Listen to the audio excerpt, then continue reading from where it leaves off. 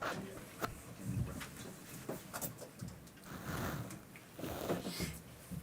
morning. Thank you very much.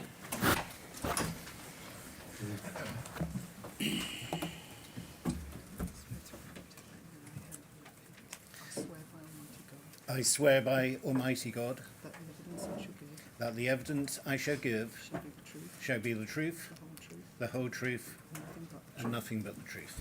Thank you. Thank you. Mr. Altman, thank you. Chair. Mr. Petherick, give us your full name, first of all, if you would, please. Jeremy Kenneth Petherick. Mr. Petherick, you have made a statement to the inquiry. It's dated the 17th of February. You should have it in front of you. Chair, our reference is CJS 0074047, and I invite you to adduce it in full. Thank you. Mr. Petherick, let's just look first of all at the second paragraph of your statement. It's not paginated, so when we go to it, we'll have to go to paragraph numbers.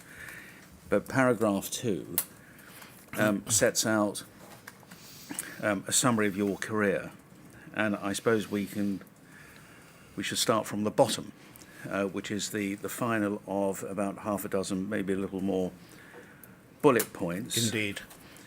You say from 1982 to 1993, you had various posts in the grades of assistant governor through to deputy governor, including operational postings ranging from youth custody centres to high security establishments, and you had one period in the human resources section of Her Majesty's Prison Service headquarters. So do we take from that that you started your career in the prison service? I did. I joined the prison service in 1982 as a direct entrant assistant governor, and then worked my way through those various grades, those various postings. Yeah, and so if we climb up these bullet points, the next is February 93 to June 98. You were the governor at Her Majesty's RC Remand Centre in Reading. June 95 to December 95, governor at Her Majesty's Prison Channings Wood. Then March 1998, you say, to December 1998, head of Her Majesty's Prison Services Security Group. So Correct. It appears that overlapped with part of your governorship at Channings Wood. Yes, I probably moved mid-month or something like that. I took up post as the head of the security group, where I had various responsibilities ranging from security advice to I was the chair of the Use of Force Committee, and so responsible for control and restraints training and so forth. January 1999 to the following year, January 2000, you were the member of the Senior Command Course at the Royal College of Defence Studies. And then from January 2000 to July 2005, Area Manager Southwest for HMPS, Majesty's Prison Service. From July 2005 to May 2008, you were the Managing Director of the Offender Management and Immigration Services GSL UK Limited.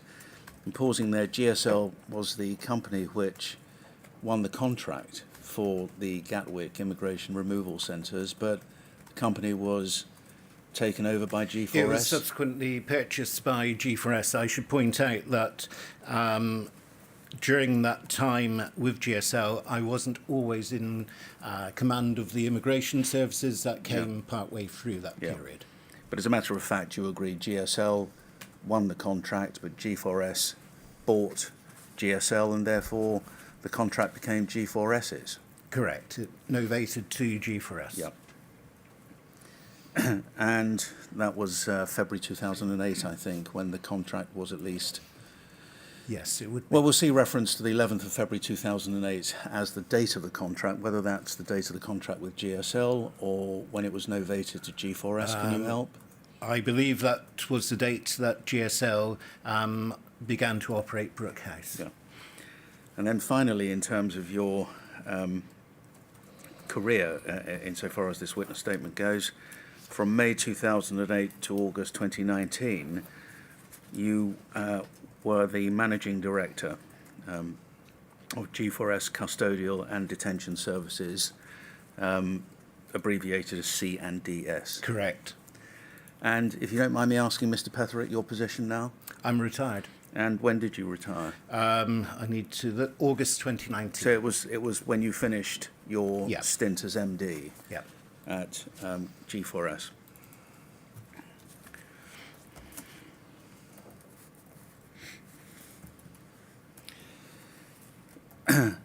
All of which suggests, Mr. Petherick, that you had, perhaps since August 2019, your muscle memory for custodial and detention services has faded somewhat.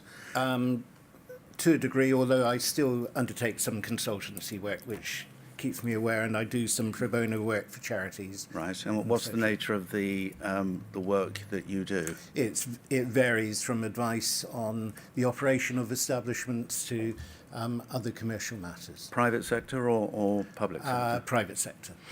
In the custodial and detention environment? Primarily, yes. Yeah.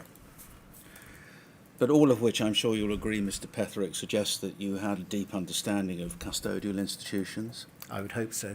and the risks that, the risk factors which abound within them, Yes. and doubtless that they can become hotbeds for abuse of detainees or prisoners. No, I think that's unfair because that would suggest that's widespread and so forth, and it's not. I would make it very clear that the vast majority of people working in the sector do so with great care, concern and so forth. So I wouldn't accept that there's any indication of a widespread system of abuse. No. You're familiar with the detention centre rules, or you presumably were, Probably where is a better description, yes. and you may remember that Rule 3, subsection 1, says the purpose of detention centres shall be to provide for the secure but humane Yes. accommodation of detained persons in a relaxed regime with as much freedom of movement and association as possible, Indeed. consistent with maintaining a safe and secure environment, and to encourage and assist detained persons to make the most productive use of their time, whilst respecting in particular their dignity and the right to individual expression. So that there is, if you like, the overarching policy statement about which detention centres, or the way in which detention centres should be run. Tell us this, when you were Managing Director of Custodial and Detention Services for G4S, what was your domain?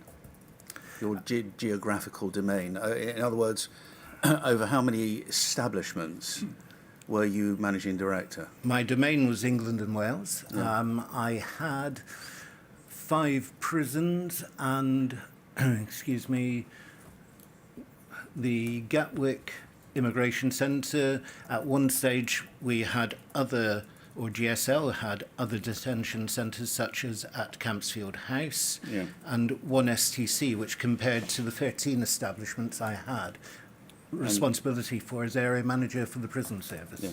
And the one STC Secure Training Centre, is that what you mean? Yes, Medway? indeed. No, it was Oak Hill. Okay.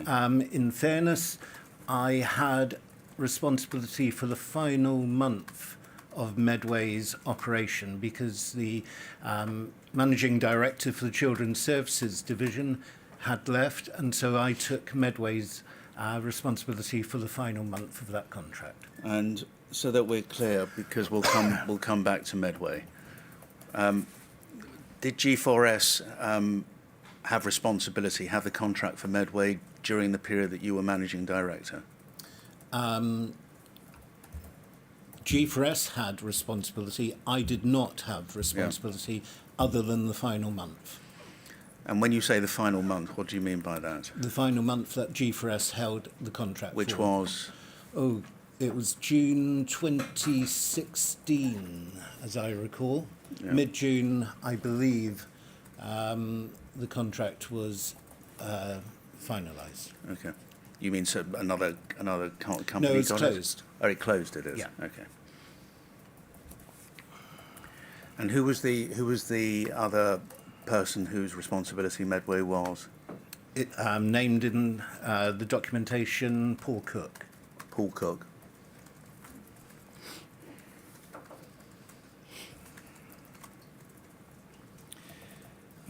I'd reminded you of the terms of detention centre rules, Rule 3, about detention centres being to provide for the secure but humane accommodation of detained persons in a relaxed regime. Looking back now, Mr. Petherick, do you think that Brookhouse fulfilled those requirements?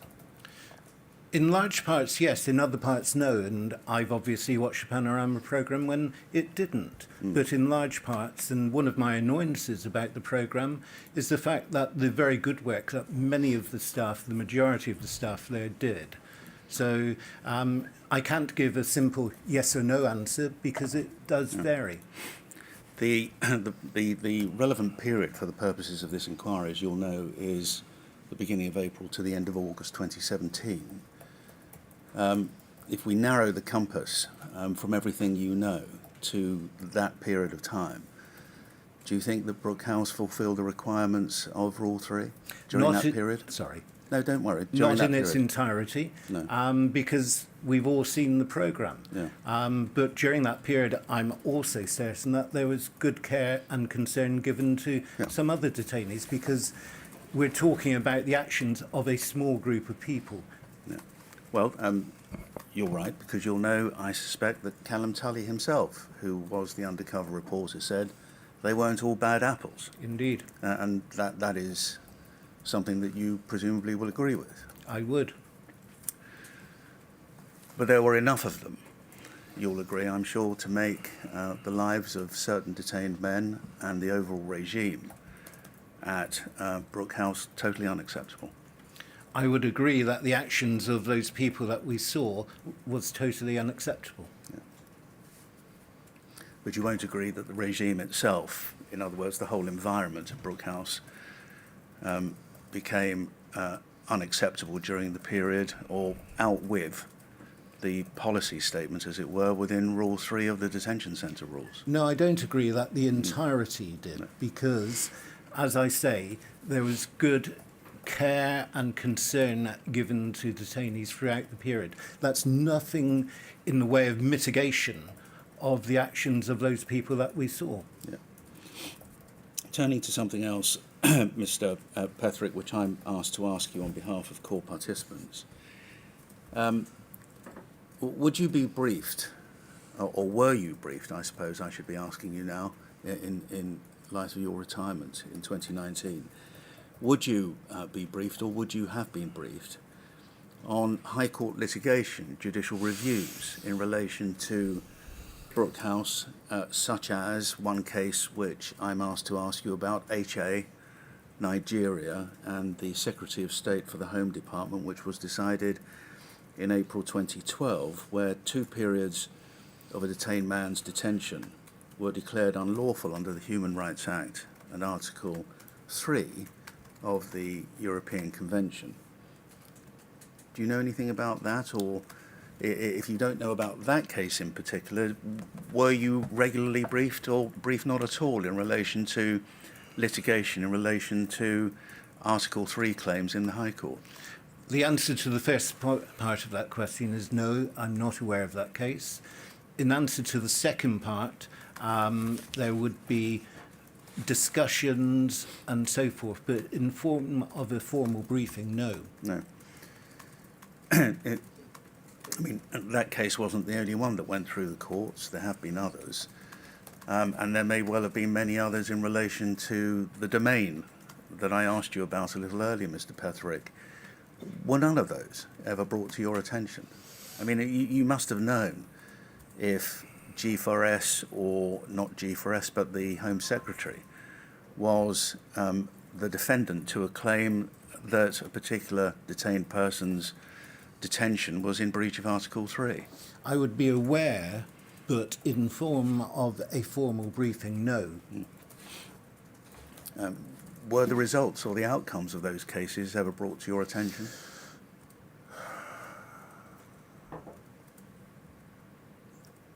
I believe I can recall a couple, but I don't believe it was a regular form of briefing. And thinking about it now, if there were High Court cases which touched on the detention of people either in Brookhouse or other detention centres which were within your remit, where a High Court judge had determined that that person's detention or an aspect of that person's detention was in breach of Article 3, oughtn't that not be something that should have been brought to your attention in detail so that you could deal with it? Not necessarily if it was related to whether an individual should be detained at all. That is a matter for the Home Office, not for me. We had no power over the number or the backgrounds of the detainees who were sent to us for detention. What if the litigation was about the conditions of detention at Brookhouse, or related to, for example, torture or inhumane and degrading treatment under Article 3? Would that not be something that you should have been appraised of? Yes, and I cannot recall anyone ever being accused of torturing people at Brookhouse or at any of my other centres, and I'd welcome any details of that. What about conditions of detention such as cleanliness, hygiene, lavatories, showers, all of those things which go into the melting pot of the conditions of an individual's detention?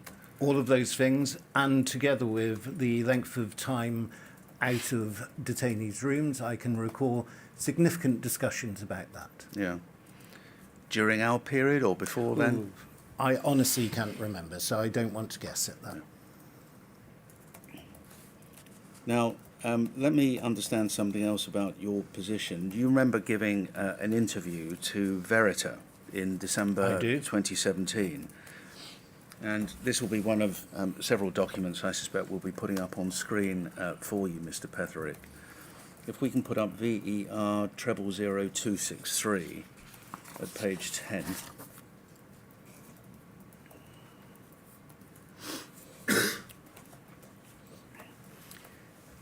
And you'll see, you've presumably looked at this interview or some of it in preparation for giving your evidence. I have. Yeah.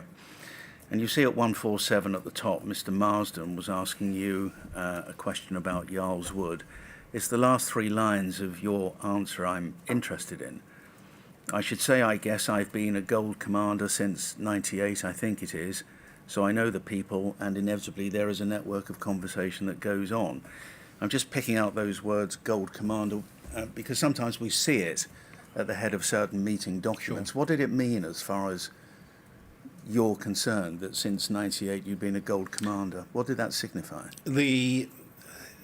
Post the Strangeways incident of some 25 years ago, the entire system of incident management was changed to follow really what was a police model, whereby you had various levels of control: bronze, silver and gold. Bronze are the people at the site of the incident. You may have a hostage negotiator bronze, a intervention bronze and so forth. The silver commander is the person in charge on the site of the establishment. The gold commander is above that, generally remote from the establishment, and is responsible for more strategic advice. And the acronym was, as I recall, SARA, which the gold commander's role was to support the silver commander, to advise, to resource, i.e. provide resources if needs be, and to authorise, whether it was an intervention of the national tornado teams or whatever. So I began my Gold Commander role on rotation back in '98 in the public sector, and then when I moved to the private sector and there was a significant incident, we mirrored that structure. And so I became the Gold Commander on rotation in that way. And this was a system, as I said earlier, that I recall from when I was head of the Prison Service Security Group, which was actually when I first started on the rotation of Gold Commanders. So were you on rotation Gold Commander for Brookhouse during the period that we're thinking about? I'm sure I was from time to time, because within the company, as I recall, there were three of us who rotated on a weekly basis that command. Who were the other two? There was Lee Hunford and as I recall, Pete Small. Right. And do you remember on any occasions when you were Gold Commander during the period we're looking at? I appreciate this is a difficult question, Mr. Petherick, but when you were called upon to authorise, for example, the national tornado team coming into Brookhouse? No, I don't believe I was. I can have a recall of tornado team coming into and at height. We saw that on the TV. I don't believe I was the Gold Commander at that time, but I can't say definitively. Well, if it's the same one I have in mind, that was the 17th of May. Right. I can't. When an individual was protesting on the netting. Yeah. I can't say definitively. I have no recall of it, so I doubt that I was. But so that we're clear, if it wasn't Lee Hanford and if it wasn't Pete Small, it would be you. Correct. Who would authorise the Nationals coming in to The deal system. with... Sorry. No, to deal with that kind of situation if needed. Right. The system, it becomes slightly more complicated when it's Yeah. a private sector establishment because as area manager in my previous public sector days, I would be able to call on the tornado teams. The private sector, because the tornado teams are primarily staff coming from public sector establishments, and therefore it's it's all the prison services staff.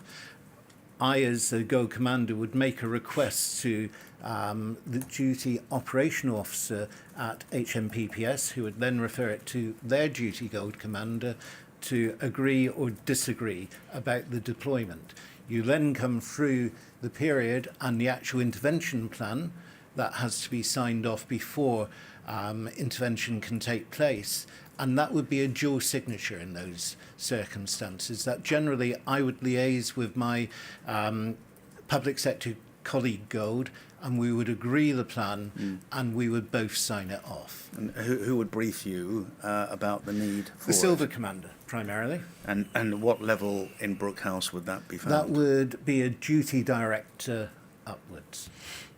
So that could include the centre director, presumably, Ben Indeed. Saunders, Steve Skitt, Yes. who was a deputy director. Any other names that you remember? Oh, there were people, all of the duty directors from Nathan Ward to, Sarah Brown, Sarah Newland. Sarah Newland, but also, I'd have to remind myself, but all of those who undertook duty director roles could and would phone the Gold Commander up to make those requests. Okay, let's move away from that. You've been asked to consider some quarterly executive board meetings. Tell us about those, if you would. Who attended? These were senior officials from the Home Office and senior people from G4S, and this was one of a series of such meetings that the Home Office instituted with all of the contractors. So we would meet quarterly to discuss all of the Home Office contracts held by the relevant company, i.e. G4S in this case. Yeah. And what was our overarching purpose? I mean, you deal with this in a little detail in paragraph 25 of your witness statement, if that helps you. Thank you. Yeah. As I say here, it was a senior oversight board. The purpose was to discuss the running of contracts, to horizon scan, as I say here. What does that mean? Well, to look at what's coming down the tracks at either the Home Office or to us, to have a feel for the nuances of the system. Yeah. And it was a very useful opportunity to have those discussions. Prior to the meeting, we would independently assess our contracts and on a number of areas and give our thoughts on them. We would then have a discussion about that. Yeah. And were these typically lengthy meetings? Oh, they would take up to half a day. And at what level of person did you meet with from the Home Office? as I recall, and I may have their grading structure incorrect, but it's deputy director level. Yeah. And so, as suggested, they took place quarterly. What, at the beginning of the quarter in each case, or at the end of the quarter? I cannot remember. No. Probably at the end, because it formed both a retrospective view of where the contract was, Yeah. and, as I say, a look forward as to future developments. And I would attend with my line manager and other MD colleagues who held Home Office contracts. What was your view overall, Mr. Petherick, when we think about the Home Office? And we'll come back to aspects of the contract a little later. But in terms of the Home Office, what was their focus as regards Brookhouse? What was the thing that most concerned them, do you think? I think there were a range of foci, and I would expect that. Some of it was about ensuring that we were delivering as per the contract. Yeah. I think we all accepted that the contract, and contracts generally are functions of the age at which they were signed, and I think they were very interested in the delivery of the removal system. I believe that they were interested in how we were operating the contract. So a whole range of things. It's difficult to give a specific, and I would expect that at this level, that there would be a range of interests. Do you think the Home Office cared about the people you were detaining? Ultimately, yes. Ultimately? Ultimately, yes. And why I say ultimately is we have to remember that one of the purposes of Brookhouse and other immigration removal centres is to ensure that we were playing properly our role in the removal of detainees to their home countries, or indeed their admission into the UK. Yeah. It's just that, for example, can we put up on screen, and you may have seen this in the documentation, VER 000226 at page 20, please. And this is an interview with Ben Saunders of Verita, and at answer 249, he says, frankly, the Home Office didn't really care about the people we looked after. And that's a very general kind of comment, and I wouldn't want it quoted in that way in the report. There are elements of people in the Home Office who did care very much, but the Home Office entity, corporately, was mostly concerned about the removal process and the functionality of it. Do you agree with that?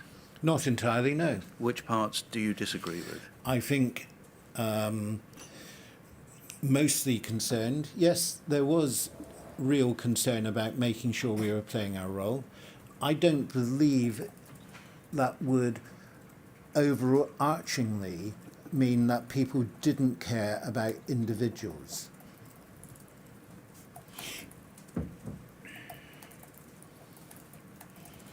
He goes on to say, when that answer is played back to him, if we can scroll up a bit, please, Anna. Or didn't appear to, maybe. We had a number of examples. For example, I can remember a guy who was released and he wouldn't leave, and we were told that we should restrain him out of the door onto the road, and we just refused to do it. We were patient with him. We can't do that. I don't believe in that kind of practice. And so he was giving an example there of perhaps when he was given an instruction about the removal of a particular individual, but he failed to carry out the instruction. So as far as you're concerned, Mr. Petherick, there were different levels, if you like, that everybody, the Home Office and G4S, had a job to do. The Home Office's job was to detain people until that they were removed from the jurisdiction, and G4S's job was to detain them in conditions, as we saw, subject to Rule 3, and to remove them at the instruction of the Home Office. And on occasion, as per this occasion, and I can recall other occasions, when we did more than we were contracted to do, if you want to put it that way, Yeah. and we made sure of the welfare of the individual. And so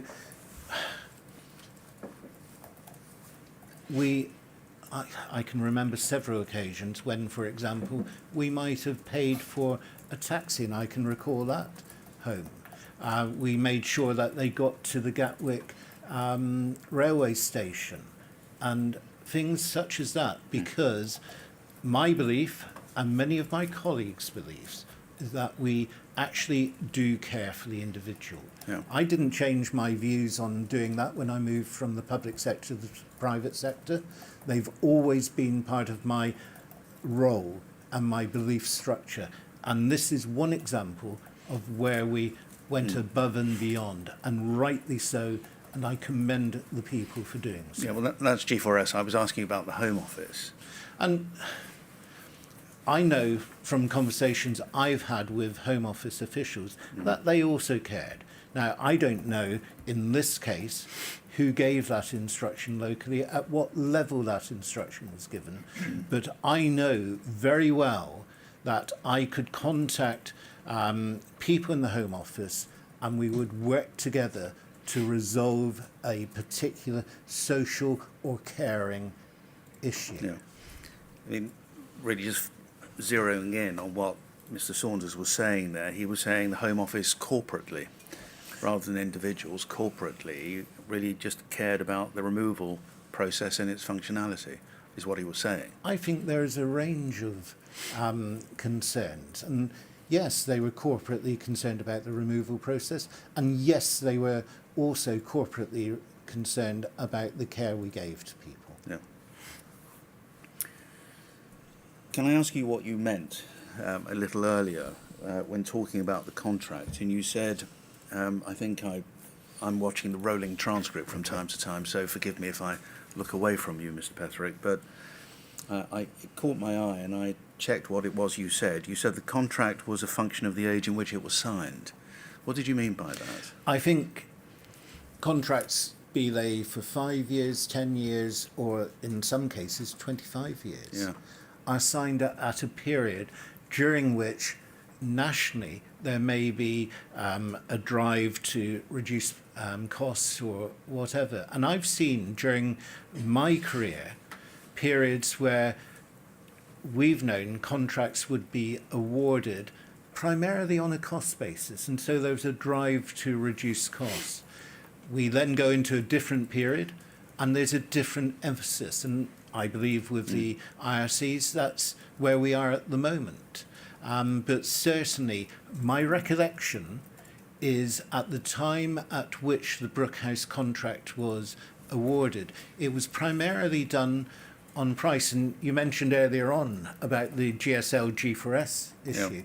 My recollection is that G4S bid for the contract, were unsuccessful in winning the contract, and that was, I imagine, I don't have the detail, but I imagine was primarily because they were more expensive. Yeah. And so during the time when that contract was awarded, I think price was a major determinant.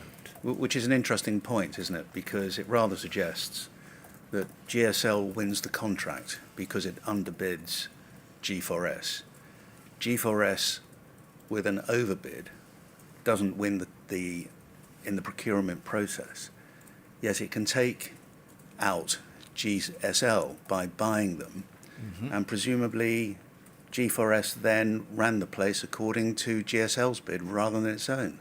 Well, it had to, because the contract was written, signed during the previous times. And okay, we all tried to develop the contract, and when I say we, I mean the customer as well as the contractor through various notices of change, and you try to evolve the contract, but inevitably there is a functionality of the time at which the contract is awarded. I've seen that in other iterations or phases of contracts in other custodial sectors. In this instance, did it mean because of the way the contract was written. But even though G4S had overbid and therefore didn't win the contract, it was in effect compelled to set different targets in order to run the contract at the agreed rates.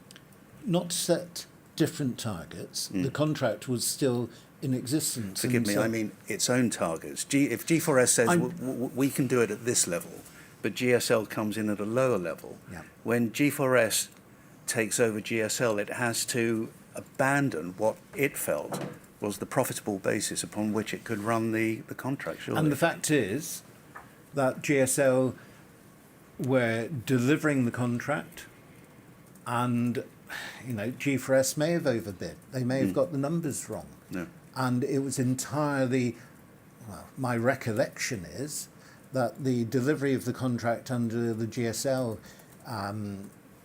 control was entirely appropriate, was to the contract. Certainly when I took over that contract from my predecessor, that's how it felt to me. Well, what diligence is done as a matter of interest when, as in this instance, GSL has won the contract? The original contract, I think, is February 2008, so I think it was a 10-year contract because the renewal came up 10 years later in 2018. What due diligence goes on with the Home Office when G4S comes in, takes over GSL and the contract with it? What happens? I can't give you an answer to that because I wasn't working for G4S at that time. By definition, I was working for GSL. Yeah. I simply cannot. I'd be guessing. Do you know offhand when G4S bought GSL? Oh, crikey. I believe it was in 2008. I'm not sure 2008. what. So almost around the time that GSL must have won the contract, if February 2008 is the correct month and year. My recollection is it was late summer, early autumn. Okay. But you take the point I'm making I do. that obviously I'm not asking you to reconstruct G4S's bid and whether it was right or whether it was wrong in its numbers. But the fact remains it comes in, buys GSL, takes over the contract. And you have no idea either, I suspect. Mr. Petherick would tell us if you do. Does the Home Office look at G4S and look at the contract again when a buyer comes in like G4S and takes over GSL? My recollection of the time, and like I say, I wasn't a major player in this by definition, is that G4S would have had to have permission from the Home Office and indeed other government departments about that. That's a belief, I can't say definitively, but I should also make clear that GSL would have and did firmly believe in their numbers and that they could operate the site and so forth. Yeah. I mean, what presumably you can't tell us is once GFS took over the site and started operating it, whether they operated it in the way the contract intended or differently. No, they'd have to operate it in the way the contract was intended, together with any further notices of change and contractual amendments. Yeah. What I really am getting at is whether G4S did a little extra rather than applying the contract at the minima. That's what I'm driving at. Let me make it clear that G4S are always, in my experience, and certainly with my line managers, made it very clear that profit was not, and I repeat, not the driving factor.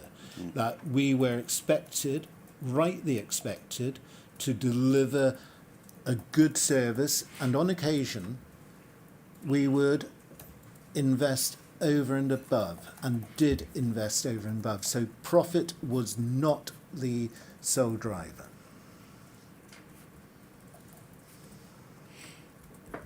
But it wasn't a charity either. No, of course not. No. And in the same way, and I have these conversations with many people, when I was a governor or an area manager in the public sector, I had budgets to deliver and that I was held to. And in the same way, and G4S is a commercial company, of course it is, and it has shareholders and so forth, or it had shareholders and so forth, to be accountable for.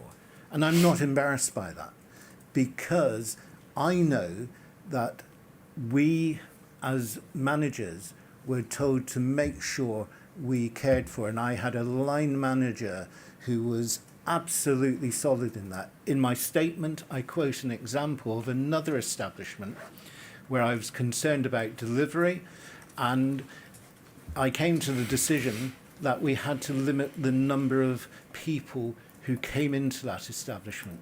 I remember the phone conversation I had with my line manager, Peter Needon, that lasted all of about 4 minutes, I think, about me saying, I believe we have to do this for the safety of staff and the people we're caring for, and there was no prevarication.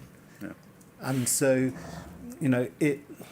I get frustrated when people outside of this arena kind of say that the only driving motive for me when I was working and for other companies is the profit motive. That is not the case. Right. Well, as I said, we'll come back to aspects of the contract Sure. later. In the meantime, and you've already mentioned, changes to the contract. 10 years, by the sound of it, certainly 25, but I think I'm right in saying this was a 10-year contract. It was. Is a long time, probably in detention services, because of what you said a little earlier. The politics changed, the drivers changed from the point of view of the government about what's important. You tell us that price was a big thing in terms of the 2008 contract. The changes which can be applied, are they substantial changes, or is it just tinkering around the edges? No, they can be both, Yeah. to be quite honest. They can be new buildings coming into sites which can potentially increase the size of an establishment by 20%, or it can be somewhat down to the minutiae. Yeah. And where does change begin? Would it be G4S saying this is what we need to do, or the Home Office with a new initiative, political initiative, financial initiative, whatever, says to G4S, this is a change that we need to talk about, and you come to some form of agreement, it's approved, and off you go? All of the above, All of the to be above. quite honest. And Yeah. then you also have to look at some overriding factors, such as I think it was about 2012, 2014, the Francis Maud report from the Cabinet Office with all government contracts looking to make them more efficient and so forth. So the whole range can come into it. Right. Well, let's just look at some changes so we can get a flavour of this. And you deal with them in your witness statement, Mr. Petherick, the first of which we'll find at paragraphs 36 to 40. And this was 2011, and we can put a document up on screen. Chair, it's CJS 004405.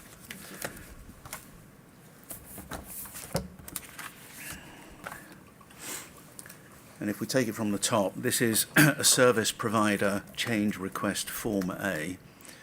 You're the service provider. The date is the 19th of December 2011. And the subject heading, adaptation of CSU. And then in box 4, there are reasons for change. And we can see other is ticked. So it's not DC legislation, detention centre legislation, Mr. Petherick, or other legislative change. And then in box 5, documents appended to the form, in this case Safer Cell Systems, Sherlock and Neil. Any idea what that refers to? Oh, crikey. My recollection is they were mechanical electrical engineers, Right. and so we're probably involved in some changes to the room doors or electrical systems. And then G4S FF and D?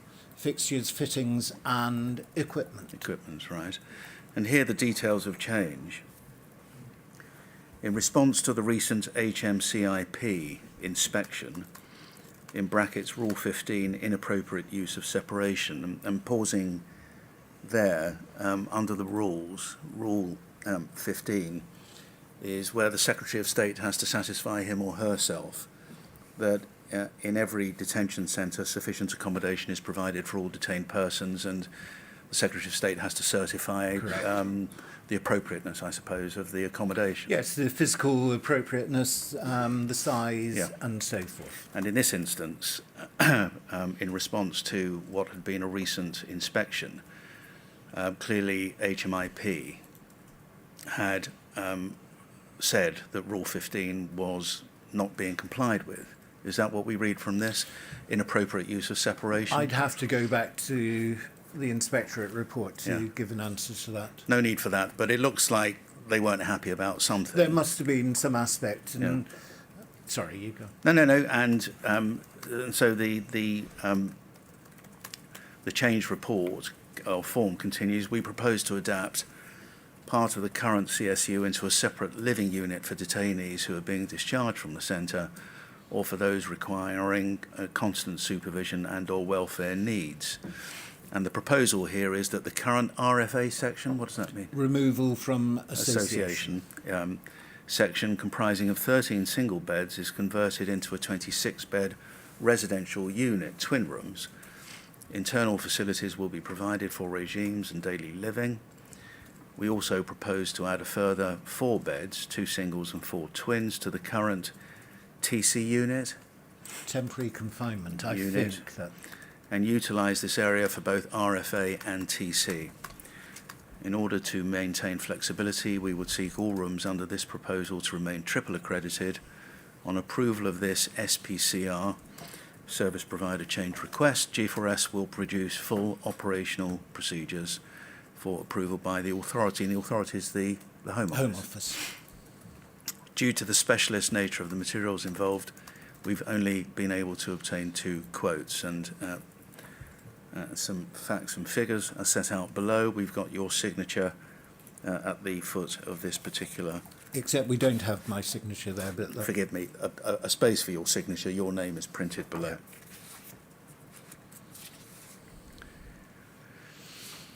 In your witness statement at paragraph 38, and I'm really using this as no more than an example. Sure. It's almost ancient history because it's 2011. But I'm using this as an example of such a form and the process with your assistance. You say at your 38, on reading the document, it appears to me that the proposal was to reduce the size of the current CSUs, that's the care and separation unit, and to utilise the accommodation freed up by this as a pre-discharge unit, or a unit to provide constant supervision and or welfare needs. Some 11 years on, I can't recall specific discussions on this, but it would seem to me to be an appropriate proposal. Experience gained from other locations throughout my career leads me to believe there was a risk that occupation of CSUs might be driven by physical capacity rather than actual need. And pausing there, what did you mean by that? I think the best example I can give is when I became area manager for the South West Prison Service. I inherited HMP Dartmoor, and the major task I was given was to move Dartmoor forwards in terms of delivery and so forth. Dartmoor at that time had a 43-bed segregation unit, in effect, and whenever I visited, it was full. Very often, in fairness, half of the capacity taken by prisoners being segregated for their own safety from other prisoners, but it was a 43-bed unit, and I took the decision to close it and to open a 10-bed unit because simply to move the site on. And so I always recall the risk of the larger the unit, the more uses it will be put to and the reason for that existence. Yeah. And so that always left a memory with me. Rightly or wrongly, it left a memory. So your concern was if you have a larger unit, people will be put in it. There's always a risk of that. And does that mean, where care and separation is concerned, that that would necessarily involve the incorrect use of Rule 40 and Rule 42, perhaps, or was that not a concern? There's got to be a risk of that. Yeah. And I'd much rather or minimise the risk. I'm not saying it would happen. No. But I am saying, through my experience, that there was a risk. Yeah. In the end, did this go ahead? It did. Yeah. And so part of, as I recall, it was Echo Wing, E-Wing. E-Wing. The far end of it was segregated off as a CSU.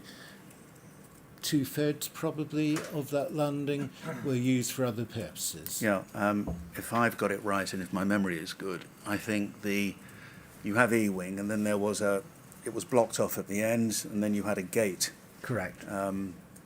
through which you would go, the other side of which were, I think, 12 or 13 rooms, or something like that. I can't remember the number. I'd be guessing, I'm afraid. But it was something of that order, Of that I order. think. Okay. So that was, in effect, your doing, because... No, not necessarily. No, forgive me. I mean, this document was clearly signed off at some point. Sure. By you as managing director. Was this on your initiative? No, reading this, and as you've said, it's 11 years ago now. Reading this, it followed... Actually, you said that, Mr. Petherick. Sorry? Actually, you said that in your paragraph apologies. 38, but anyway. Yeah. It is 11 years ago. I said it was ancient history. but either way, where do you think the initiative came from? Probably reading this from the HMCIP inspection of that time. Okay.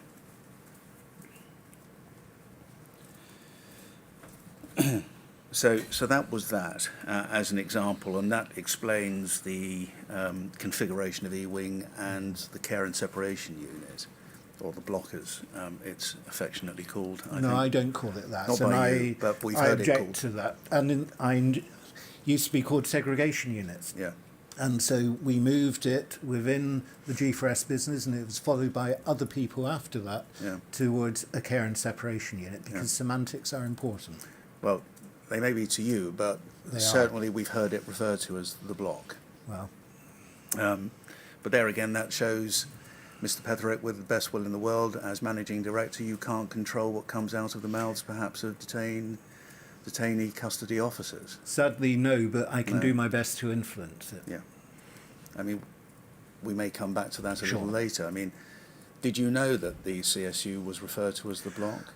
I would be totally naive if I thought in any of the sites across the country, public or private, that people didn't refer to CSUs or segregation units as a block. That would be pure naivety on my part. What I can do is my utmost to convince people to talk about it, to use the language, and to do my best to model that. But I'm not going to be naive and say... No. Nowhere. And sadly, that's one of the realities of the environment, and that's both for public sector and private sector. Yeah, I'm sure. I mean, in this instance, can you remember it? It may be something that never came to your ears, but if it did, I would the challenge CSU... it. Sorry? If it did come to my ears, Yeah. I would challenge it. How? I mean, if Directly. you had, what, with the individuals Yes. or with the centre director or what? Both.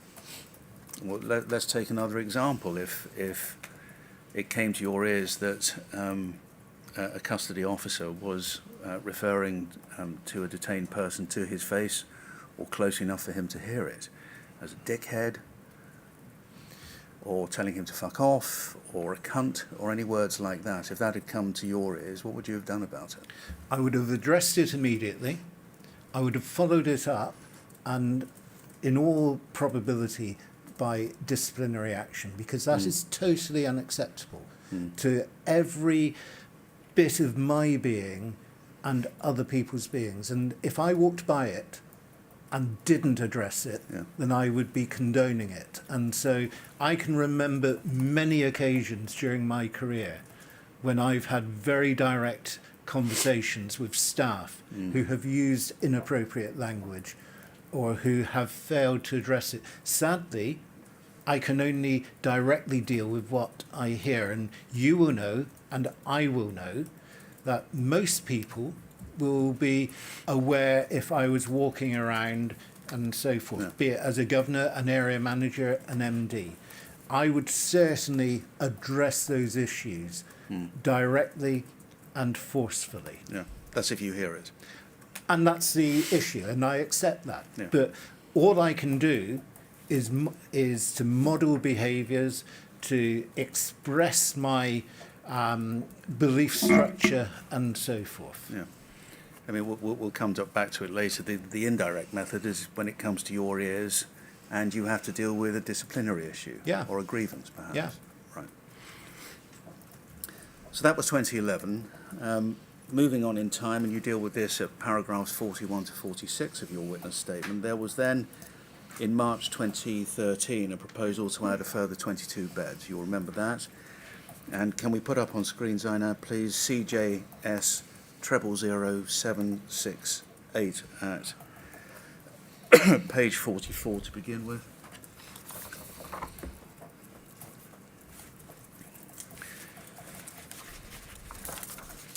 Now this is, forgive me, can we just go straight to the first slide and we'll come back to this.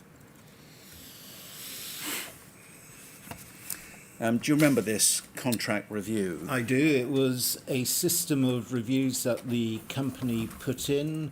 It wasn't directed through me, for want of a better phrase, but these were conducted centrally, and this was one of a series of contract reviews that took place. And very often, no, that's wrong.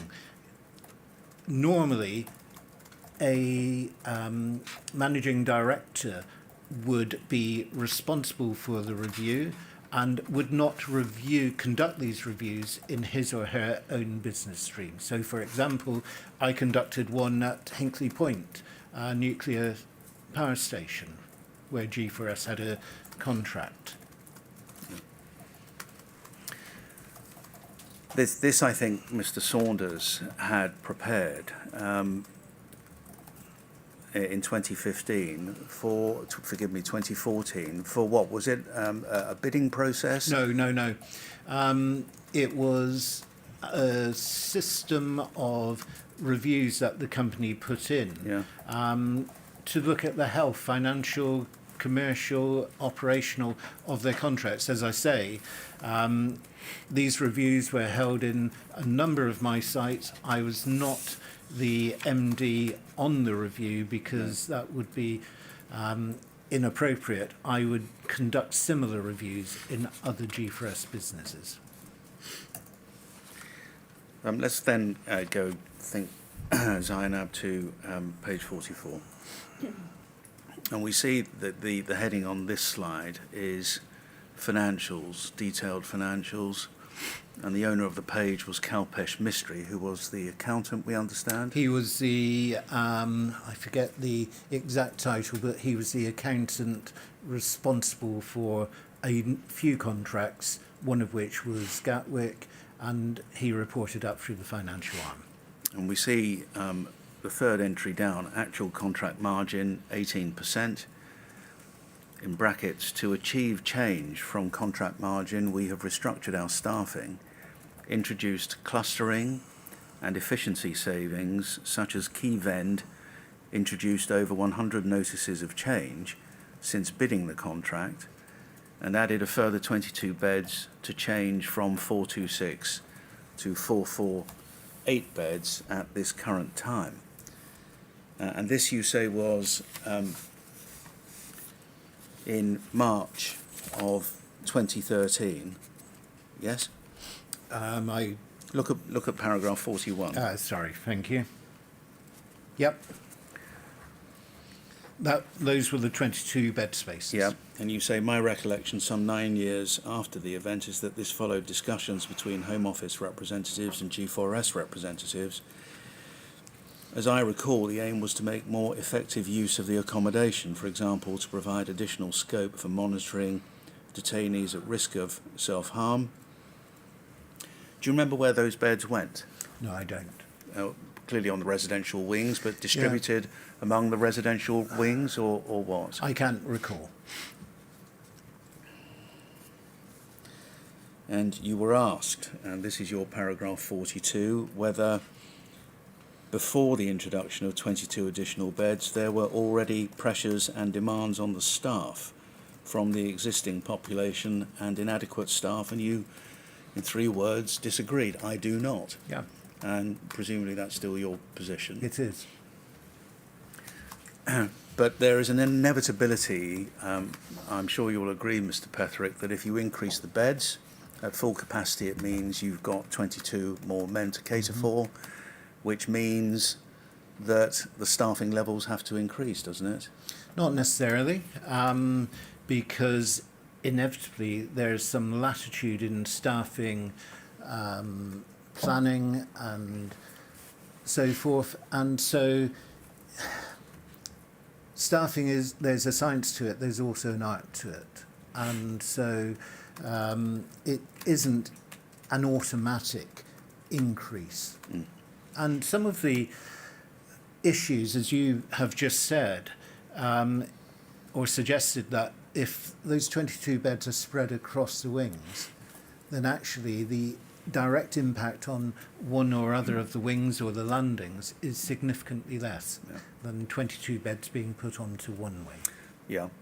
But if you're running to the contract minimum requirements, for example, of 2 DCOs on each residential wing, and let's assume that the 22 are spread evenly thereabouts across the residential wings, if you're dealing with perhaps 3 to 5 more men on each wing, would G4S not look at the staffing, the minimum requirement under the contract? Because the contract doesn't seem to cater for an increase. When you make a change like this, does staffing naturally go up under Not the contract? necessarily. No. Not necessarily. But what does G4S do in these circumstances? Does it say we'll take a punt and see how it goes, or does it does it do a proper risk assessment to see whether staffing needs to be increased? I have to say it's completely wrong and unfair to suggest that we ever simply take a punt. There is a risk process. I would expect that to have been carried through. There's quite probably would have been discussions at trading reviews and so forth. It's to suggest that we just take a punt is completely wrong. And what's a trading review, Mr. Petherick? Trading review was a monthly meeting. It's a company-wide structure whereby I would meet the directors and some of their team every month to review the establishment's delivery on a number of parameters: health and safety, operational, human resources, commercial, and so forth. And that I would use those reviews to prepare myself for my trading review with my line manager, which would follow a similar process. And it was an opportunity to review the establishment's delivery and to have a conversation about elements that are impacting on it. I would have expected through the process of the notice of change and so forth for discussions to have taken place there. If we needed to commission a health and safety risk assessment and so forth, we would make sure that was done. And so, as I say, it's an opportunity to review the proposal. And also, and let's be clear about this, the notices of change would also be discussed at local, and if the size of the change was sufficient, at a higher level with Home Office officials. Yeah. I mean, if you, after all of that, came to a conclusion that the addition of 22 beds was unsafe, or that it couldn't be properly managed for whatever reason, would you tell the Home Office? Yes, and as I recall, it's a different notice of change, but the one that introduced a further number of beds. We'll come to that. But the position is the same, Yeah. because we felt at that stage that there was a cap on which we could safely deliver. And so we, as I recall, we were invited to increase the capacity by up to 180, and we said no. Right. And so we limited that. So yes, we would push back, and we did push back, and we did have discussions. In your paragraph 43, coming back to your witness statement, you say there will always be differing opinions on staffing ratios. But in my professional view and experience, the agreed ratios were appropriate. I know you say in that experience unions would raise concerns if they thought agreed ratios were inadequate. I have no recall of any such approach from the relevant union, and that contributes to my view of the adequacy. What did you mean by agreed ratios? Well, as you were suggesting earlier, you have a certain number of staff for a certain group number of detainees or prisoners if it were to be a prison. There is no, in either sector, no overarching agreement as such, because it depends on the structure of the establishment, the sight lines, and i.e. how visible all areas of the unit were, etc. All of these things factor into what is an acceptable ratio of staff to detainees, or in the case of a prison, prisoners. I know, but the reason I'm asking, Mr. Petherick, is these are your words. The agreed ratios were appropriate, and I just want to know what the agreed ratios were. I don't have that figure in my mind, but it would have been as per the contract.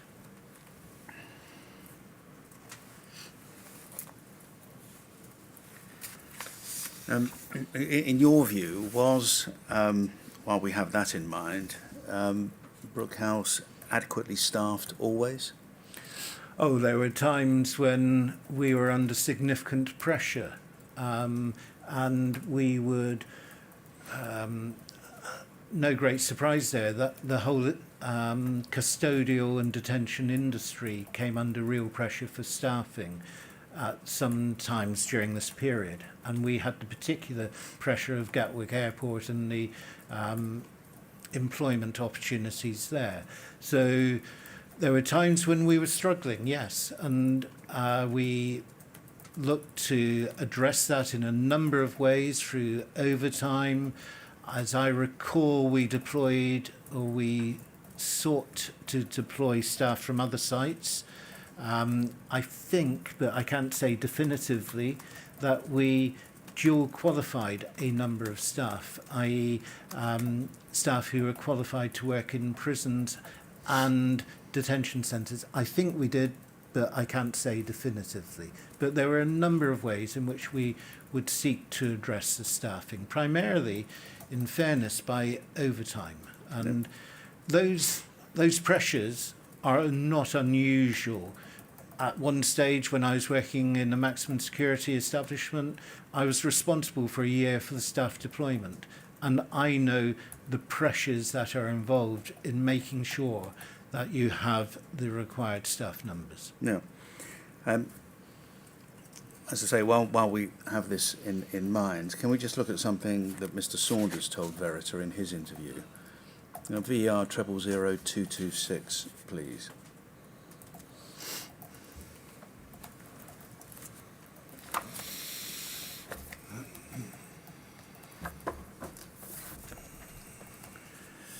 And we see his interview was on the 13th of June 2018, page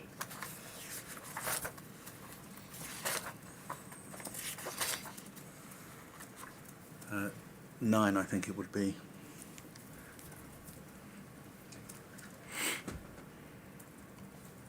If we go to the bottom,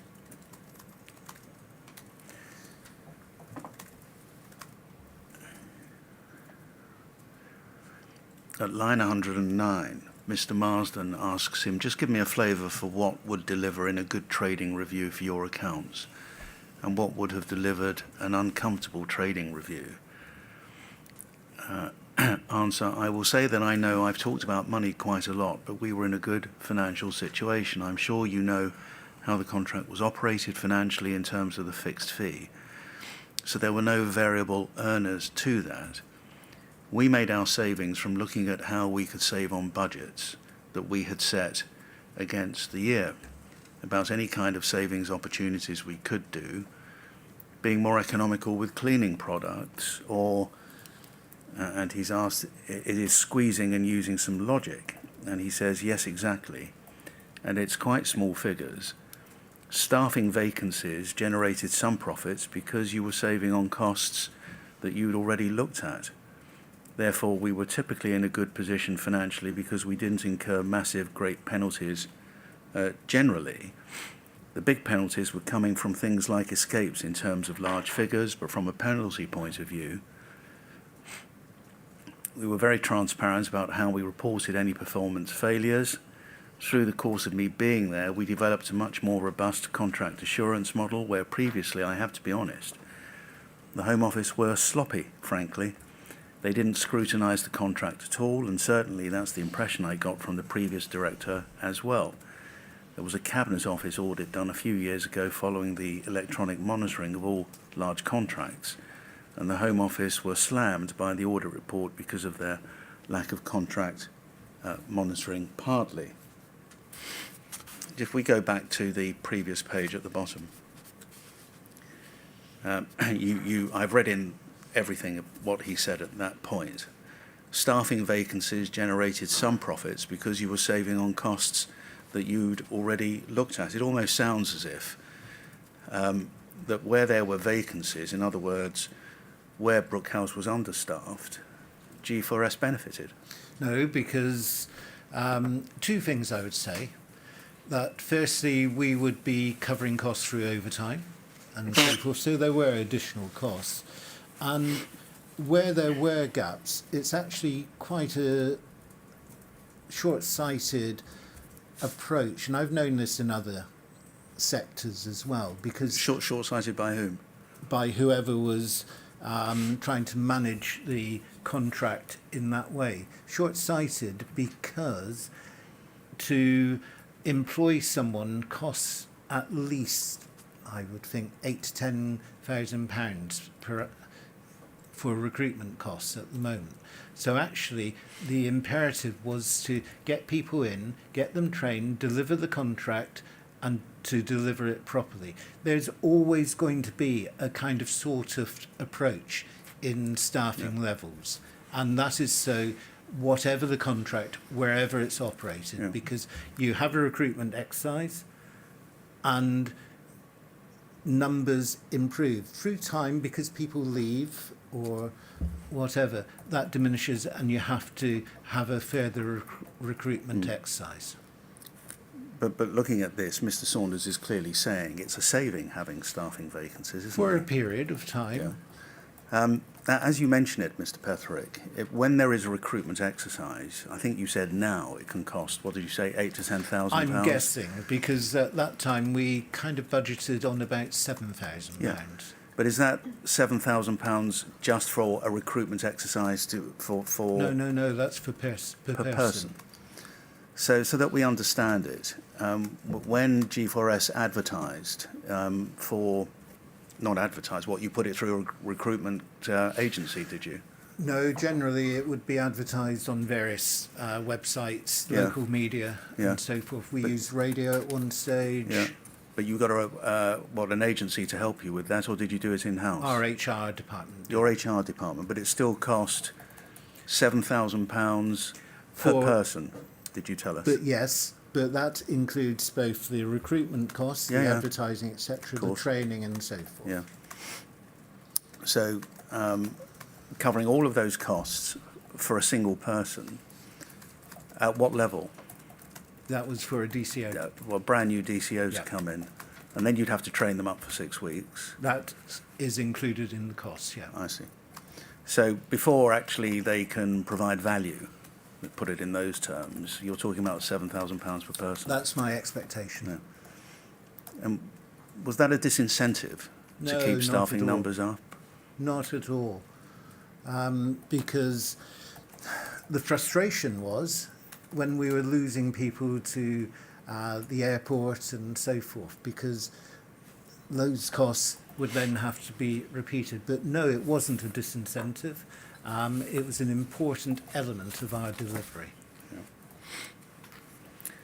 Yeah. And also subject to the other issue, you tell us that it wouldn't save costs because there'd be overtime for those who were working there. Mm-hmm. Except we know that they were on 13.5-hour shifts, and we've heard plenty of complaints through the evidence of officers who found that quite hard going. So are you saying there were officers who were prepared to do more than 13.5 hours? Generally, they were doing 4 long shifts a week, so there were other days that people would do overtime. And you're right about the length of the shifts, and I've yet to find the ideal shift pattern for any person working in this industry. Yeah. As I recall, we had for a period of time a system of shorter shifts, but they were unpopular because of the transport costs and so forth. And so we were asked to move to a longer shift. We then decided to curtail that, and when I left, as I recall, they were on 40-hour weeks. Yeah. So, Mr. Petherick, coming back to the 22 beds, we've diverted a little. But coming back to the 22 beds, you denied in your paragraph 45 that whether the introduction of the additional 22 bed spaces were introduced to increase profit. You denied that. That was not the driving cause. No. But it may have been a spin-off? Oh, yes, Yeah. but it was not the pivotal cause. And you say at 46, I'm asked whether profit-increasing measures were a priority over the safety and well-being of the detainees and staff. This was never the case. You say the safety and well-being of detained persons and staff were always the prime considerations. They were certainly, you tell us, your prime considerations, and that was what the corporate message. I was under absolutely no misunderstanding. My line managers actually, but let's just concentrate on my last line manager, made it very clear to me, and I quoted earlier on the example of Peter Neal. yeah, and so Peter was driven by the care we delivered. Yes, inevitably we delivered to the contract. Yes, I had targets. Of course I did. But like I say, I had similar targets in the public sector. Yeah. But another example of where my line manager had real interest, real concern, was when he put in a system, a meeting for taking learning from self-harm incidents and the prevention of self-harm incidents, and he initiated that learning forum. Do you think the values that you're talking about, Mr. Petherick, that were made clear to you by Mr. Needham and which you're telling us about now, they filtered down? I would hope so. Certainly to directors, deputy directors and so forth. Again, I would say I would be naive if I expected every person working in that contract to have the same beliefs, the same standards. I'd like to think that, but I think it would be naive of me to say so. We'll have a break with the Chair's permission in a few minutes, but I'd just like to ask you a couple of other things. First of all, can we put back up on screen, please, Mr. Petherick's Verita interview, VER 000263 at page 11.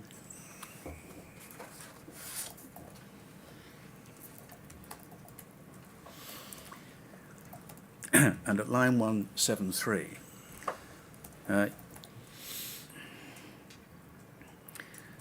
you were asked about the challenge, that it was going to be quite a challenge putting people in that physical environment. And you say, I think our understanding at the time, or our belief at the time we were bidding, is it was going to be a challenge because of the structure. We knew that we would get the more difficult end of the detainees. And the questioner says, I just want to press you on this business of how long people are there. Go on. You're going to have a very difficult population going into this quite austere, cramped environment, yes.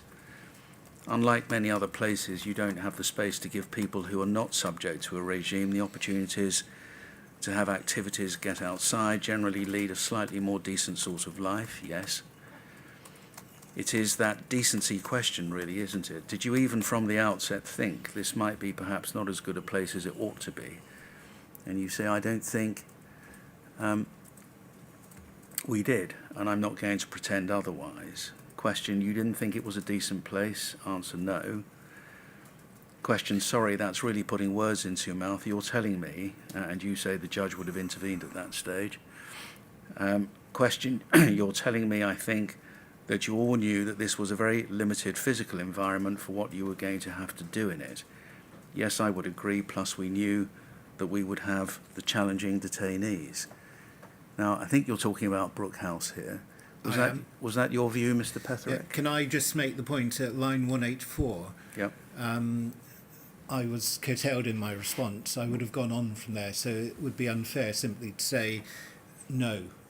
Well, you tell us what you were going to say. I can't recall that at this stage, but I just I just want to make the point that it was a curtailed response. No, well, we can see that, and inevitably, you and I overtalk every now and then, so that happens in any discourse. But Sorry, forgive me. The question again was. well, the question is whether that was your view about Brookhouse. I think I've seen some people talk about Brookhouse being a Category B prison. We'll come back to that. Well, I think it's important, the context, Go on then. because Brookhouse was built to Category B standards, Yep. but not as a Category B prison, because a Cat B prison would have far wider ranges of sporting activities, education activities, etc. This was designed at a period following significant disturbances at particularly Harmondsworth and Colnbrook removal centres, where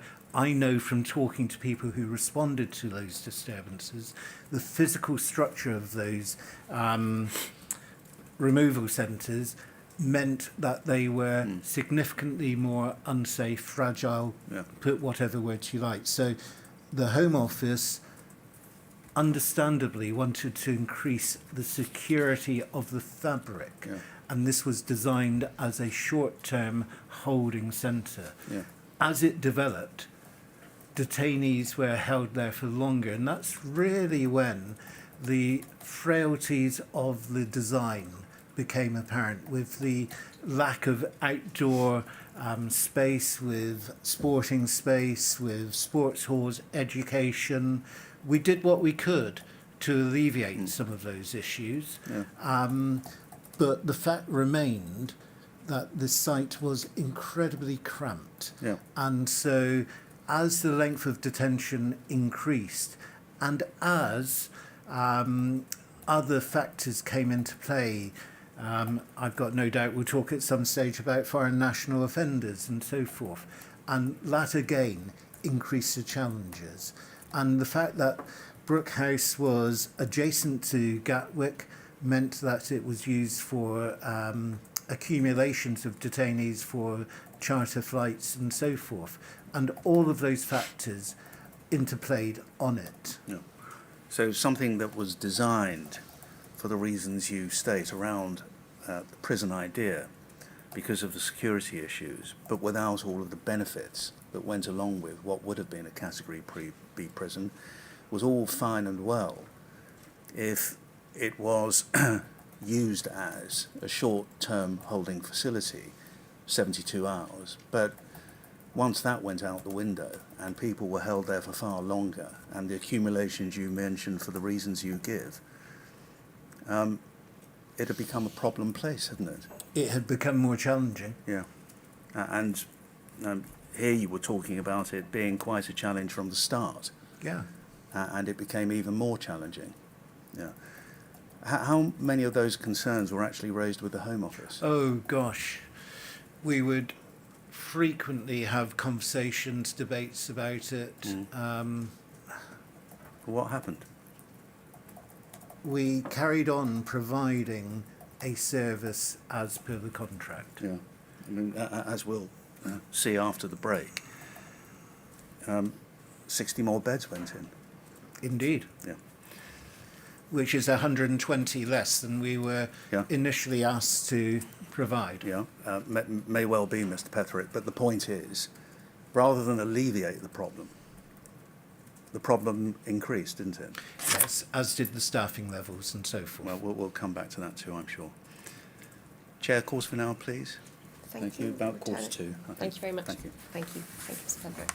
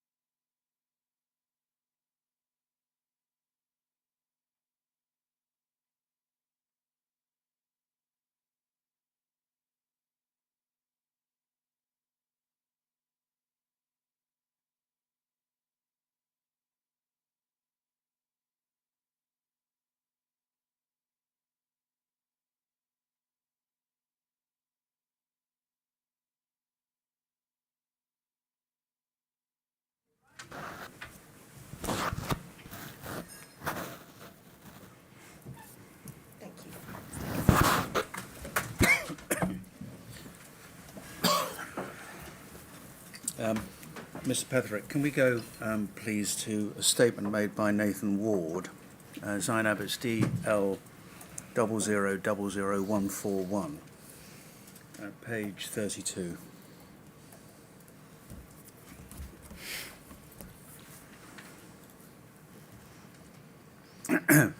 And scroll to the bottom, please. Paragraph 95, under the heading Expansion of Capacity.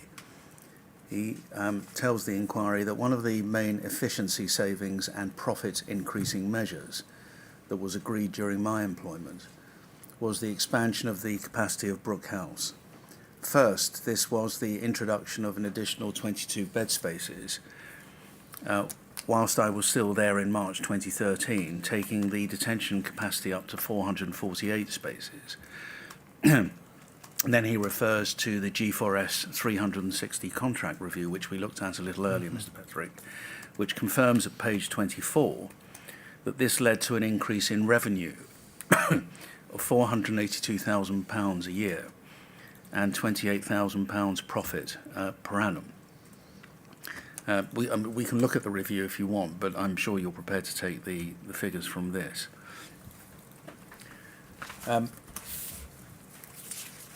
Do you agree that it was a profit increasing measure that was agreed during his employment, the way he puts it?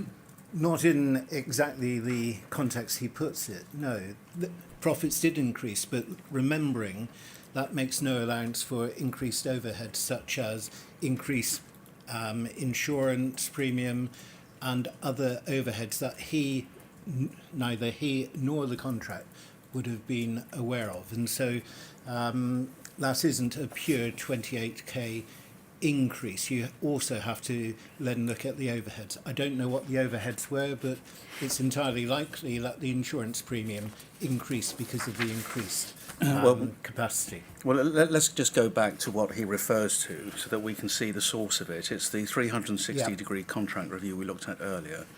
It's CJS 000768.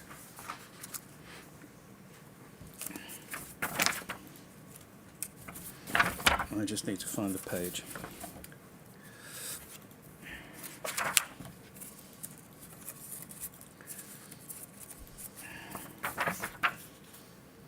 It's page 27, although I think it's slide 24, but it's page 27.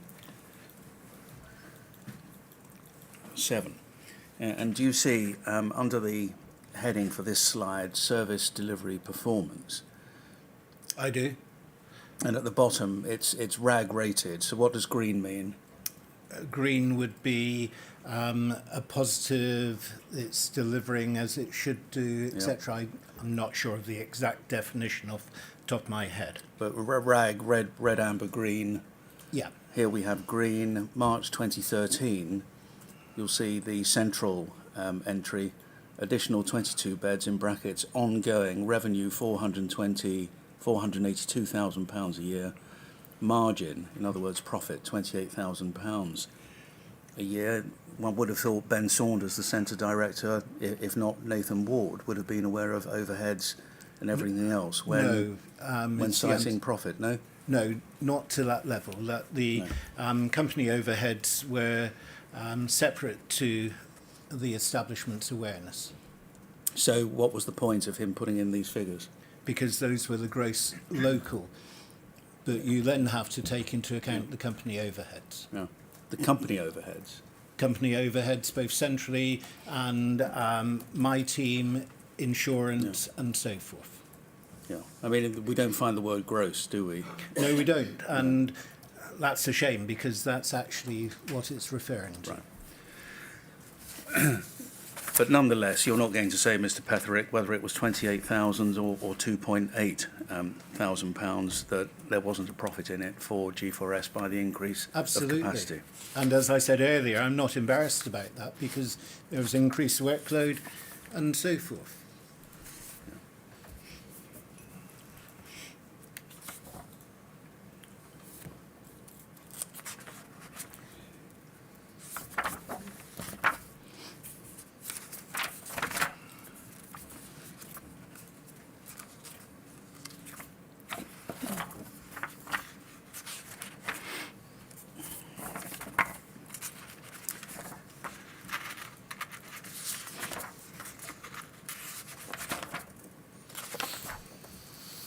give it a moment because some of the pagination doesn't Surely. work out the same as slides per page, and I'm trying to find another page here.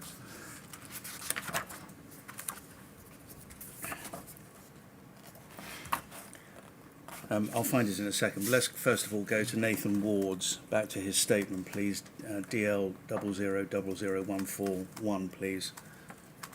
At page 32.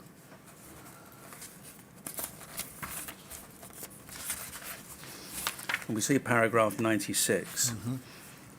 Whilst I was still there, plans also started to be made to increase bed space by an additional 60 beds by introducing a third bed in 60 of the cells. As I set out below, I had already raised serious concerns about the cell sizes, the impact on detainees' mental health, and whether they met international standards.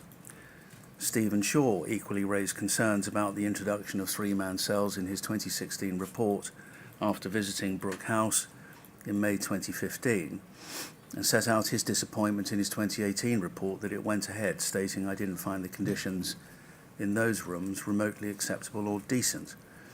The introduction of these additional 60-bed spaces via three-man cells at the clear expense of detainee welfare ultimately went ahead in 2015-16 because it was a cost-effective way for the Home Office to advance their overriding aims of increasing the detention estate and removals, which also allowed G4S to increase their profit. Ben Saunders confirms at page 24 of the 360-degree review that it was estimated that the introduction of these additional 60 beds would overall increase revenue by £1.5 million a year, with a profit margin of £91,000 a year. And although I've struggled to find it in the document, but I know it's here, we have Mr. Nathan, or Reverend Nathan, setting out what the figures were. And I suppose your answer is going to be the same, Mr. Petherick.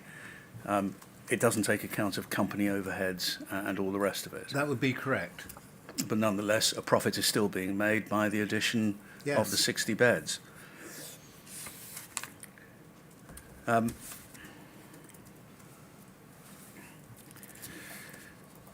You say at your paragraph 48 of your witness statement, if we can go to that, please.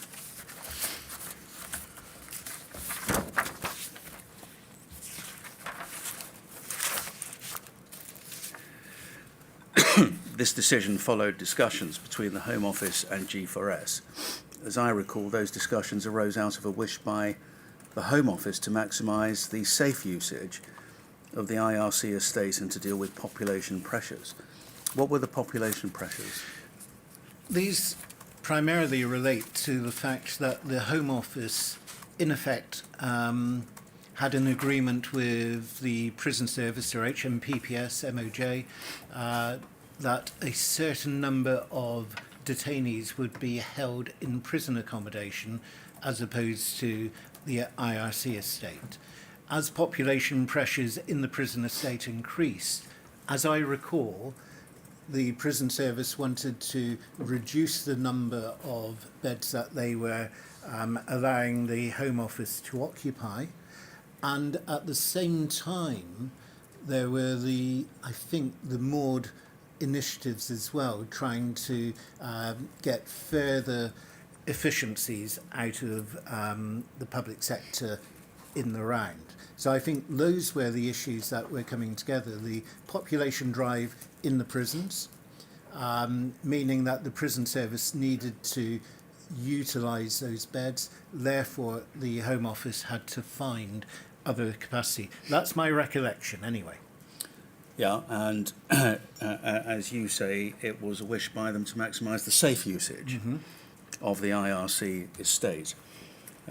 If we go back to the review, please, at CJS 000768, page 27, it's on the same page I've already shown you.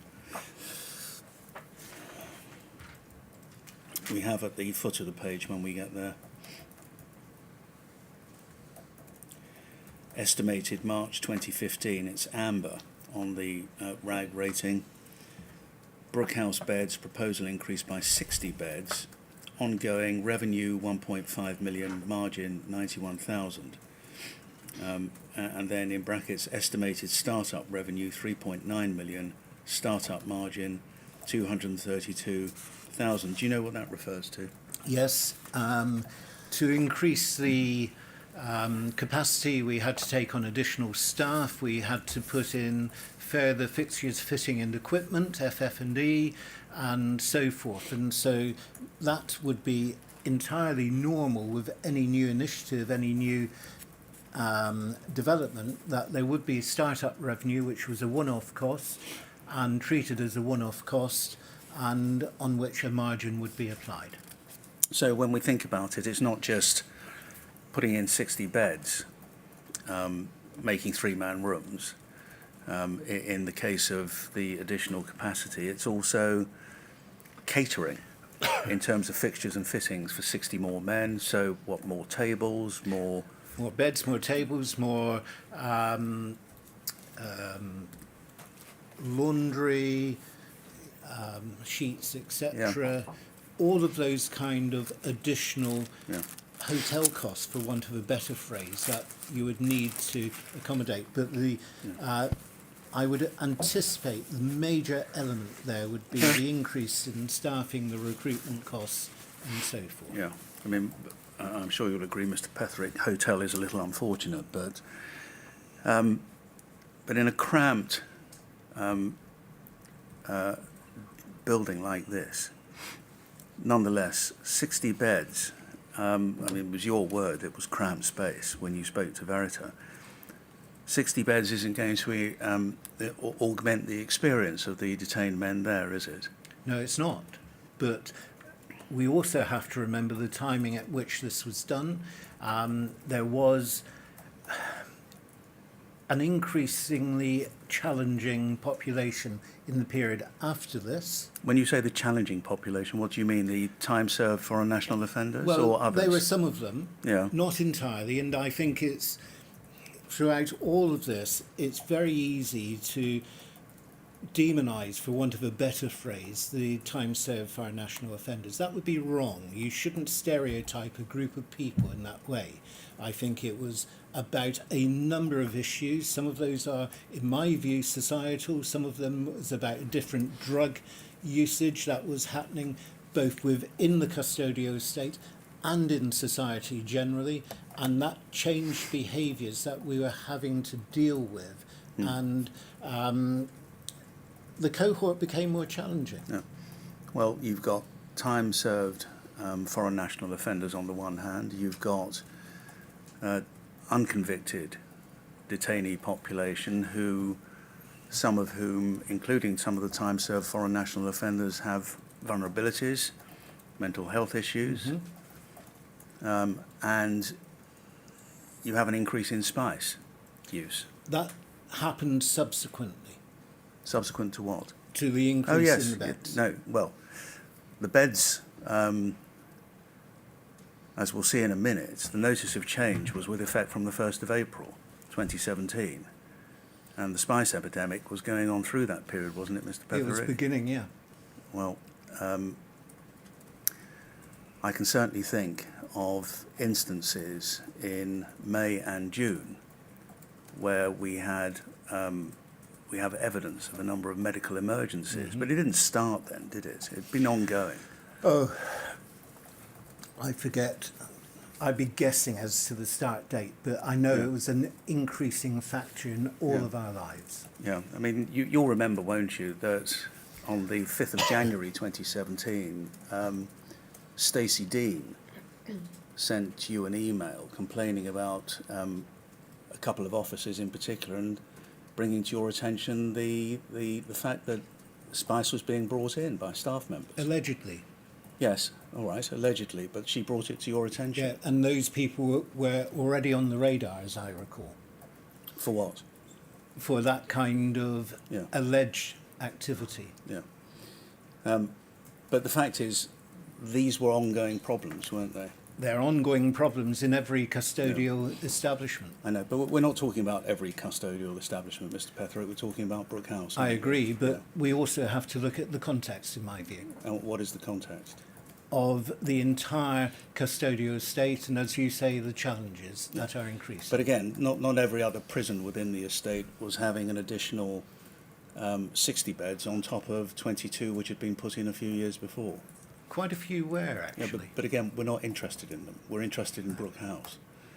And it's just, you know, the impression of being created of a building, an environment where, as you said earlier, because it was designed to a Category B specification but was not a Category B prison, but at the same time didn't have the outside space and the other facilities you would expect.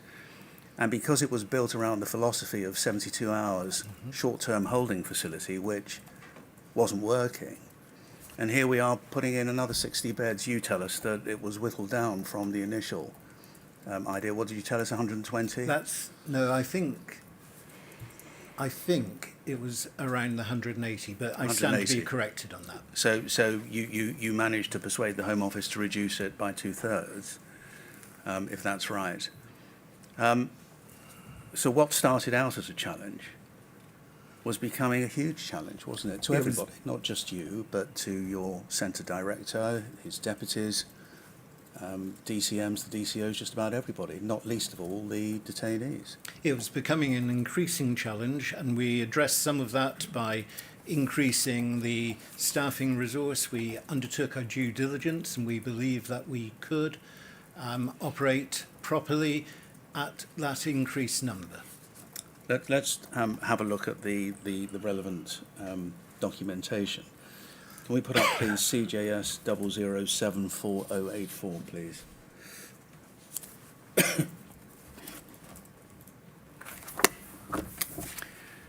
And here I think we'll find the relevant service provider change request form. And we can see the date of it, the 25th of January, 2017, subject heading 60 additional beds, Brookhouse operating price and startup cost, reasons for change, other. 2 documents were attached, a couple of Excel spreadsheets, and the details of change, if we can just scroll up a bit. The operating and startup cost of 60 additional beds at Brookhouse, raising the operational detainee capacity from 448 to 508. Brookhouse will be charged at the current operating price until the 1st of April 2017, when we anticipate the 60 extra beds to go live, or earlier should the beds go live sooner. Please note changes to Brookhouse from the 1st of January to the 31st of March 2017. Do you know what those changes were? No, I don't, I'm afraid. Brookhouse now includes the reduction in price for the contract extension, hence the annual price for Brookhouse is £11,270,271 odd, as at the 1st of January. Please note the changes to Brookhouse from the 1st of April to the 19th of May.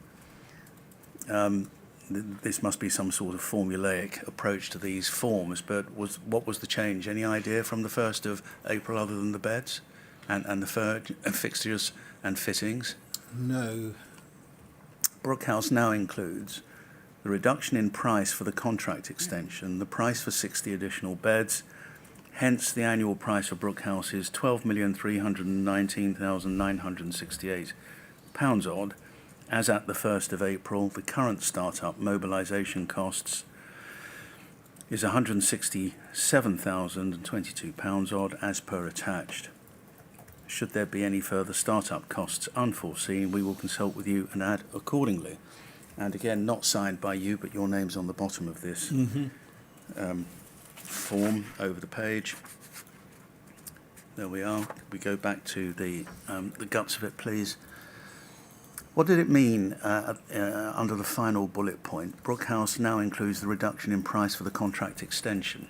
Was there a contract extension? As I recall, there was for a 2-year period. I stand to be corrected on that, Yeah. but that's my recollection. Why in 2017, if the original contract was 2008 and lasted 10 years, and we know that there was a process for a rebid which started around the end of 2016, it was being written in around January 2017, so around this period of time, with a deadline of February 2017. Can you understand why there would have been a 2-year contract extension around this period? I'm trying to recall. The original contract was for a set period plus the ability to increase it by 2 years, whether it was an 8-year plus 2 or a 10 plus Right. 2. I can't recall, but that's my, as I say, that's my recollection. And if we then go to another document I'd like you to look at, CJS 0074086, please. And I'll hope it comes up in the right way. It's an Excel spreadsheet. And if we go to the BH price tab below, we just scroll it up a bit. I don't know if you can reduce the size of it a bit, Zainab, can you, so we can get it all on the screen? Yeah. I don't want to go into all of it too much, but we see the 2 yellow boxes either side of this spreadsheet. Can we just scroll down a bit to see the top? The very top. Is that the very top, Zainab? Yeah. We can see the dates, 2016, 2017, and on the right, column BV, 2016, 2017, so we can see the year period. And if we can scroll up to the big yellow boxes, that's it. On the left-hand side, from 1st of January to 31st of March, 2017, before additional beds. And on the right-hand side, from the 1st of April 2017 to the 20th of May. Do you remember we saw those dates? Mm-hmm. After additional beds, date to be confirmed. We saw the 19th of May on the service provider request form. And if we can scroll up some more, we can see the two figures. On the left-hand side, what the contract price was, 11,270,271. And with the 60 beds on the right-hand side at the bottom of the red column, 12,319,968 pounds. So that was the price summary on that Excel spreadsheet.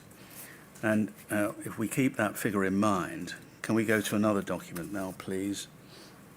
HOM 000859.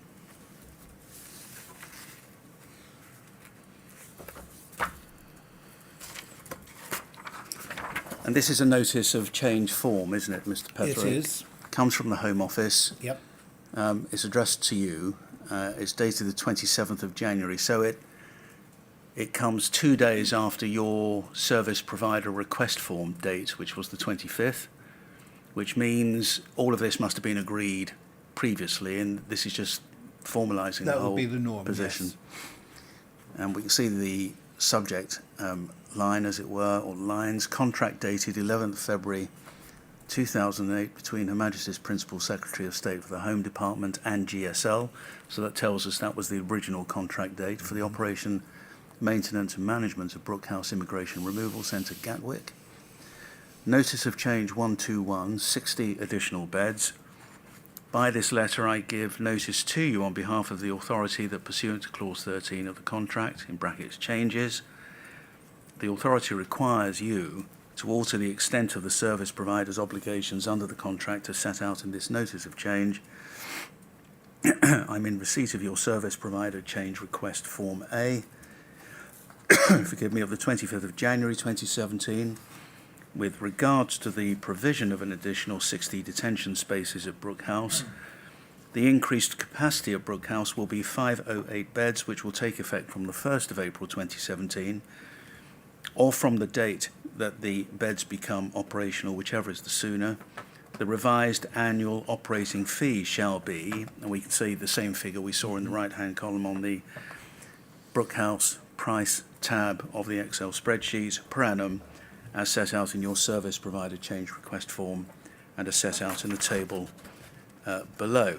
And if we just go down, please, ongoing costs, G4S staff, 21, £655,000.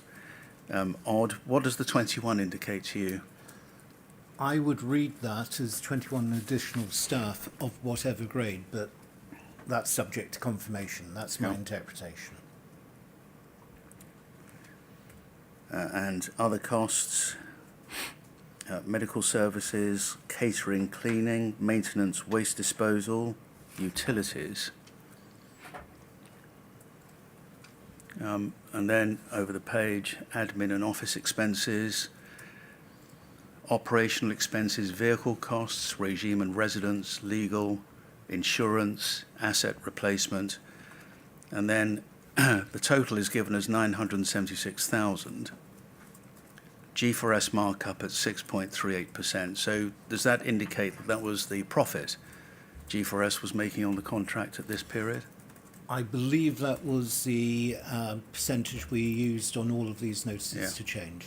Total annual operating costs, £1,038,379. Indexation at 1.09%. What was the indexation for?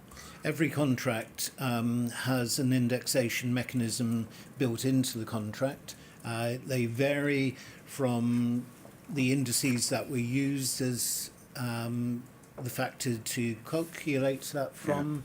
Generally, the indexation annual review would happen on the anniversary of the contract. Right. I forget what the indices used Yeah. for Brookhouse was.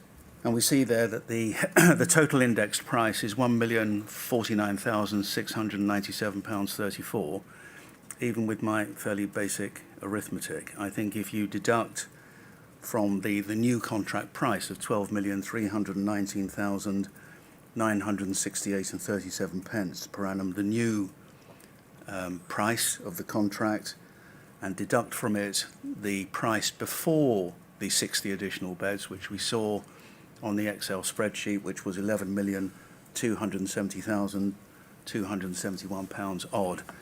That's the figure you come to. So it's effectively the difference between both contracts. Mm-hmm. So what this is showing us is this was the price, the extra price of the 60 additional beds with all of the nuts and bolts of what went into the overheads in order to arrive at the new fee. Not forgetting that the G4S markup at 6.38% was, according to this, £62,000 odd. And the cost per day per bed for 60 beds was £47.90. So that shows us what the costing was. If we can just go back to your Verita interview, please, VER 000263 at page 15.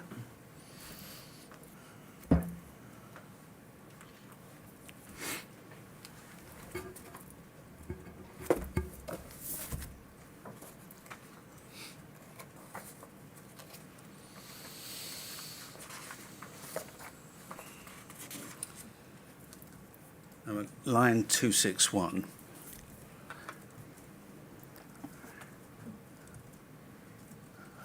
And you can see at 260, the questioner says, perfect, therefore contracts and plan for staffing levels before, after and in the new bid, going to the 60.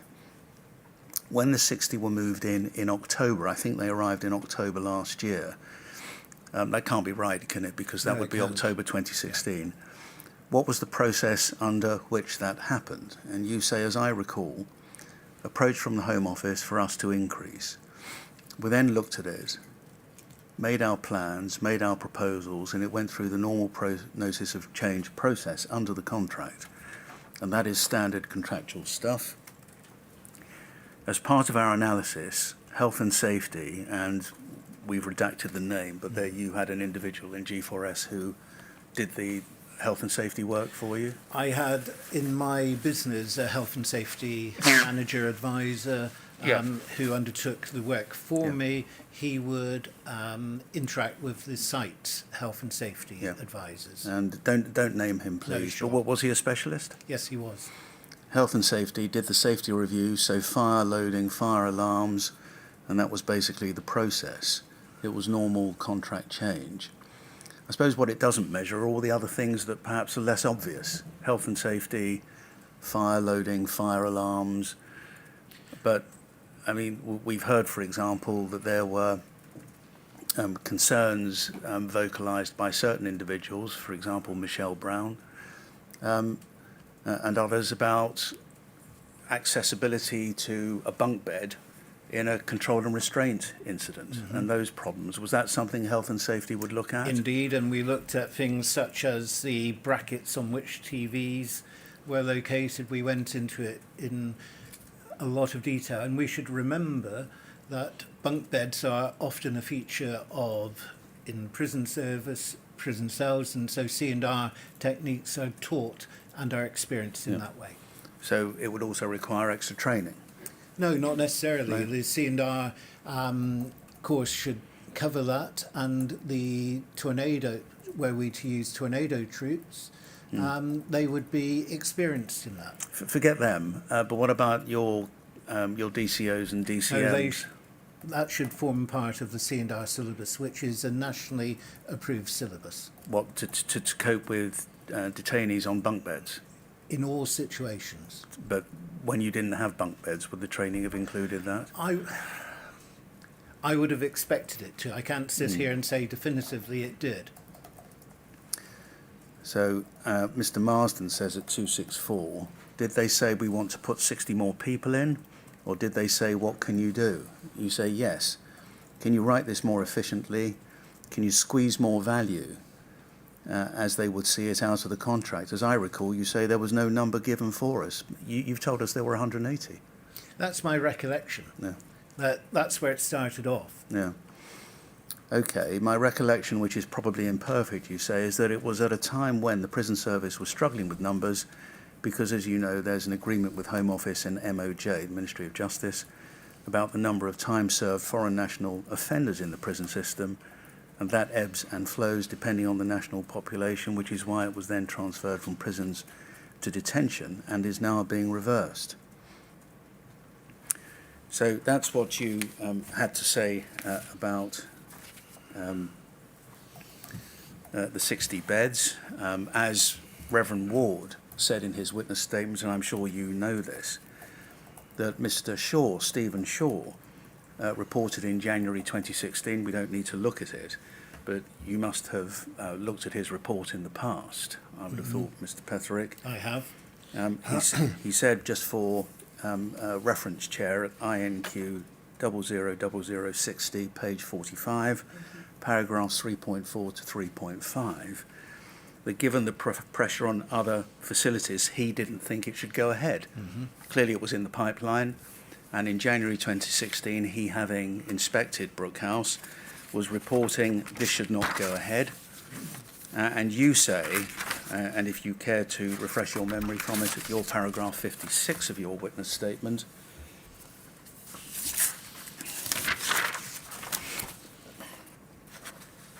final sentence, I would, however, have expected Mr. Shaw's opinion to have been duly considered. Yeah. Was it? Couple of things there, if I may. Yep. You referred to Stephen Shaw inspecting Brookhouse. Yeah. It wasn't an inspection. He was conducting a It's my word. review. My word. Sorry, I just link inspection. No, I into appreciate that, but it's a word, Mr. Petherick. I wasn't being formal about it. Sure. Yeah. I would expect Stephen's view to have been considered by the Home Office when they were agreeing to the proposal. I'm sure that we had discussions about that. It was an opinion, a valued opinion, but it was one of the opinions. Yeah. Clearly not listened to. Well, the 60 beds went ahead, so, So clearly in that not listened sense, to, in that sense. And it wasn't the only opinion. Can we put up on screen, please, VER 000117 at page 5.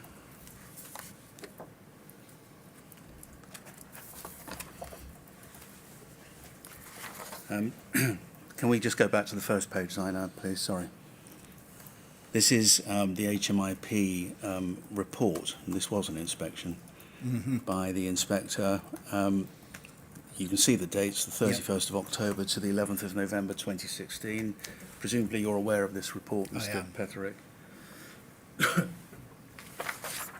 And on page 5, we can see it's dated January 2017 by Peter Clark, the Chief Inspector of Prisons. And in the penultimate paragraph, this report makes a number of detailed recommendations about the treatment of detainees and the conditions in which they're held. I would add a cautionary note on an issue that is not the subject of a specific recommendation, but has the potential to adversely affect the conditions in which some detainees are held. The proposal to bring into use the third bed, which has been installed in 60 of the two-person cells. Many staff and detainees were of the view that this would lead to a decline in living standards. This is a view shared by inspectors. Do you think that was considered? Yes. And ultimately, the Home Office decided to proceed with notice of change. Yeah. So, in the end, Mr. Petherick, when a change like this takes place, and a substantive change, in the end, if what the Home Office says goes? Ultimately, we are their contractor, and if Yeah. they decide to increase the accommodation, yes. Yeah. As I said earlier, we mitigated as much as we could the impact and so forth.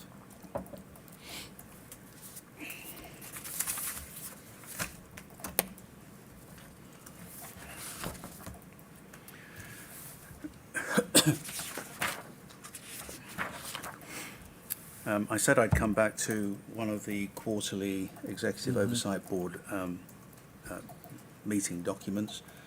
Can we put up, please, CJS 00740096, please, and we'll look at the front page first of all.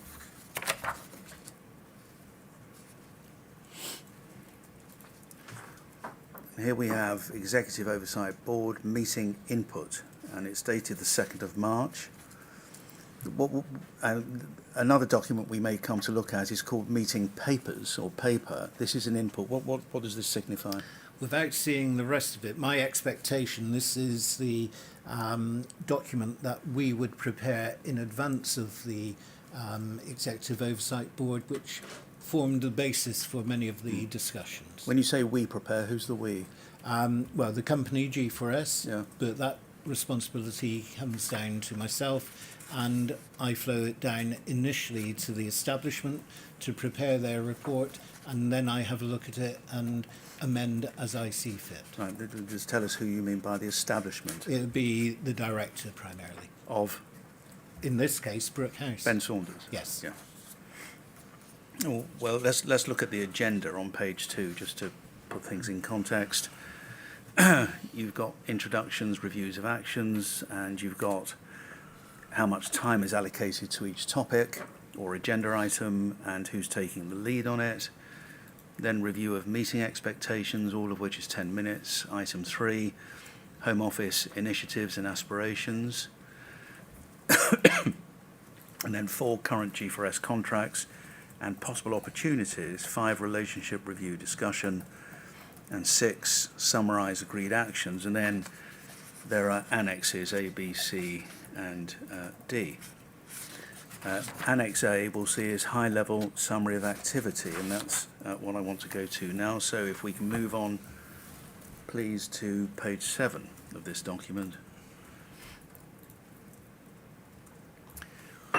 And there we have, at the top, there are 4 pages of it, but this relates to immigration removal centres, Brookhouse, Tinsley House, and on the left side we have the authorities' view with a green arrow, a horizontal yellowy amber coloured two-way arrow, and a red one going in the wrong direction. Presumably that's an arrow nobody wants to see. Indeed. Yeah.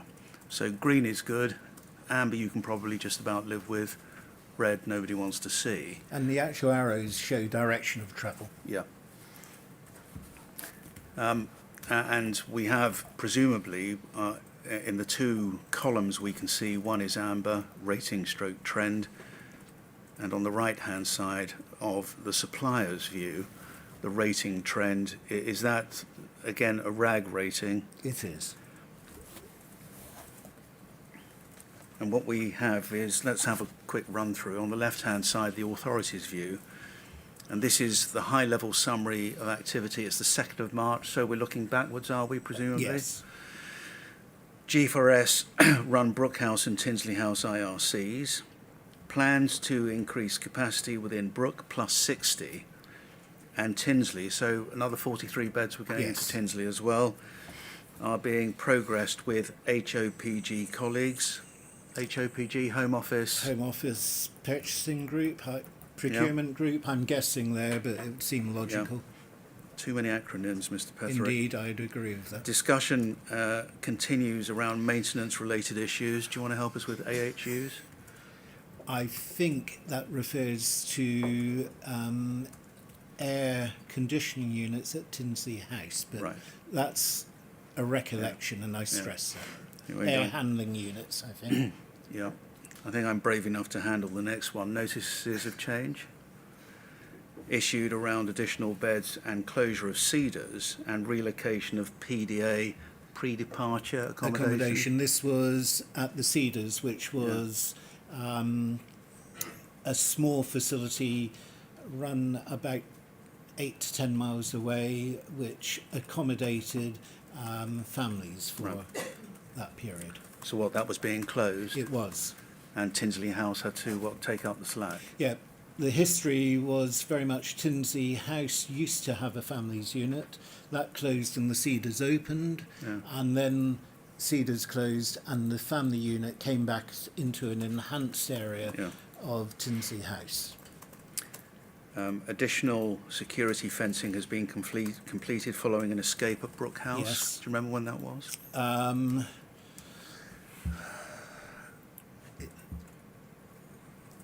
It would link into, and I only know because of issues, it was actually the first day of Lee Hunford's tenure as the Interregnum director. Was that about January 20?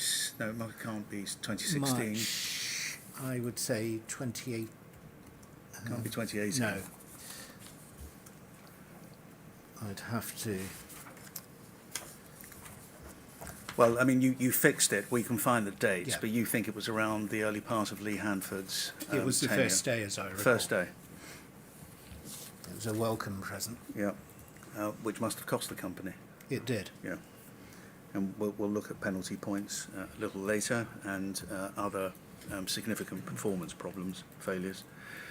The refurbishment of Tinsley continues. This includes new accommodation for pre-departure accommodation and border force cases. Building work should be completed by the 24th of April. Bidders for the Gatwick IRC contract retender will be visiting the site's first week of March, so this is about the new bid for the new contract. Delivery is to a good standard with the level of performance deductions overall being low. Application of PMs. Performance measures. Performance measures suspended for Tinsley whilst closed. So that was the Home Office's view. And on the right side, G4S, good performance against the contract with low level of performance penalties.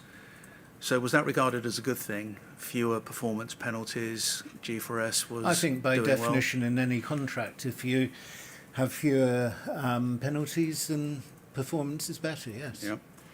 Brookhouse additional beds completed, awaiting fire engineer work to be completed for assurance that the critical safety systems haven't been adversely impacted. Tinsley House beds due to activate week commencing 1st of May 2017. Mobilisation and operating costs agreed for the additional beds at a reduced bed price. Brookhouse inspected by HMIP in November. All outcomes judged as, quote, reasonably good, end quote, which is a consistent improvement on previous inspections, and that's a reference back to the HMIP report I showed you a few moments ago. Courtyard fencing installed, Brookhouse escape action plan completed, contract extended for 1 year with £120,000 savings returned to the Home Office. Any idea what those savings were? No, I don't at this stage. And when it says £120,000 savings returned to the Home Office, what does that mean? What does return to mean? In effect, we would have billed £120,000 less. Collaborative working with the Home Office on the pre-departure pilot going well, very well, which has seen an increase in voluntary and unescorted returns, increase in NPS, that's new psychoactive substances, Correct, spice. Prevalence particularly linked with the FNO population at Brook. So there we have it by the 2nd of March, which is before our relevant period. It's certainly prevalent.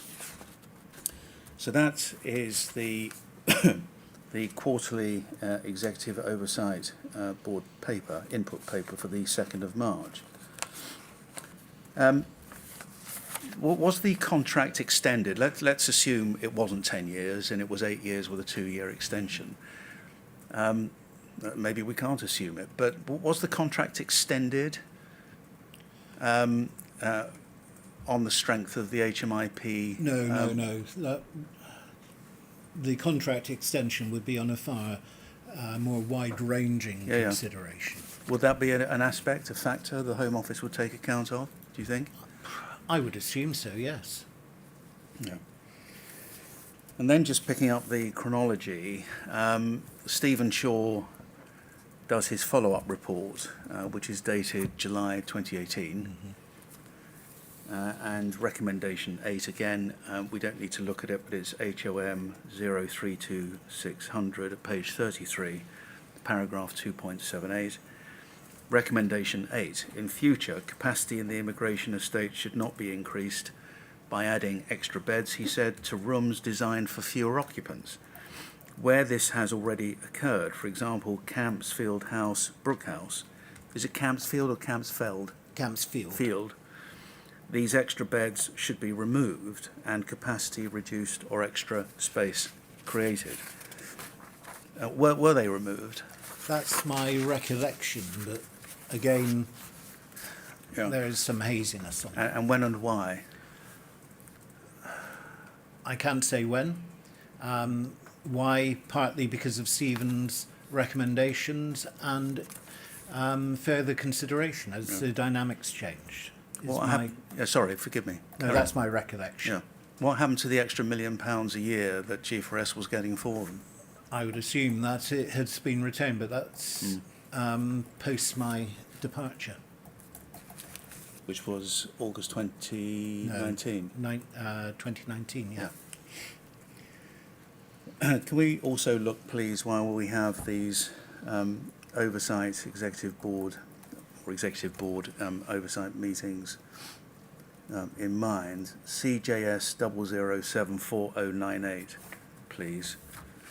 We'll stop at the first page to begin with. Slightly differently titled, Executive Oversight Board Meeting Papers rather than Meeting Input. Same thing, different title? I think same thing, different title. I stand to be corrected on that, but that's Not by my me, interpretation. Mr. Petterick. And the date of it is the 20th of June, 2017. And if we turn on to page 2, we'll see the agenda items. First 4 look pretty similar to the ones we saw on the 2nd of March. In fact, they're probably all fairly similar, apart from, I think, 6 and 7. And again, 4 annexes, and it's the one at page 8 I want to go to, Annex A, the high-level summary of activity. And again, similar thing before, no green, amber or red in the authorities' view rating trend column. Is that alarming, Mr. Petterick, or not? I'm just reading the... Yeah, well, let's read together.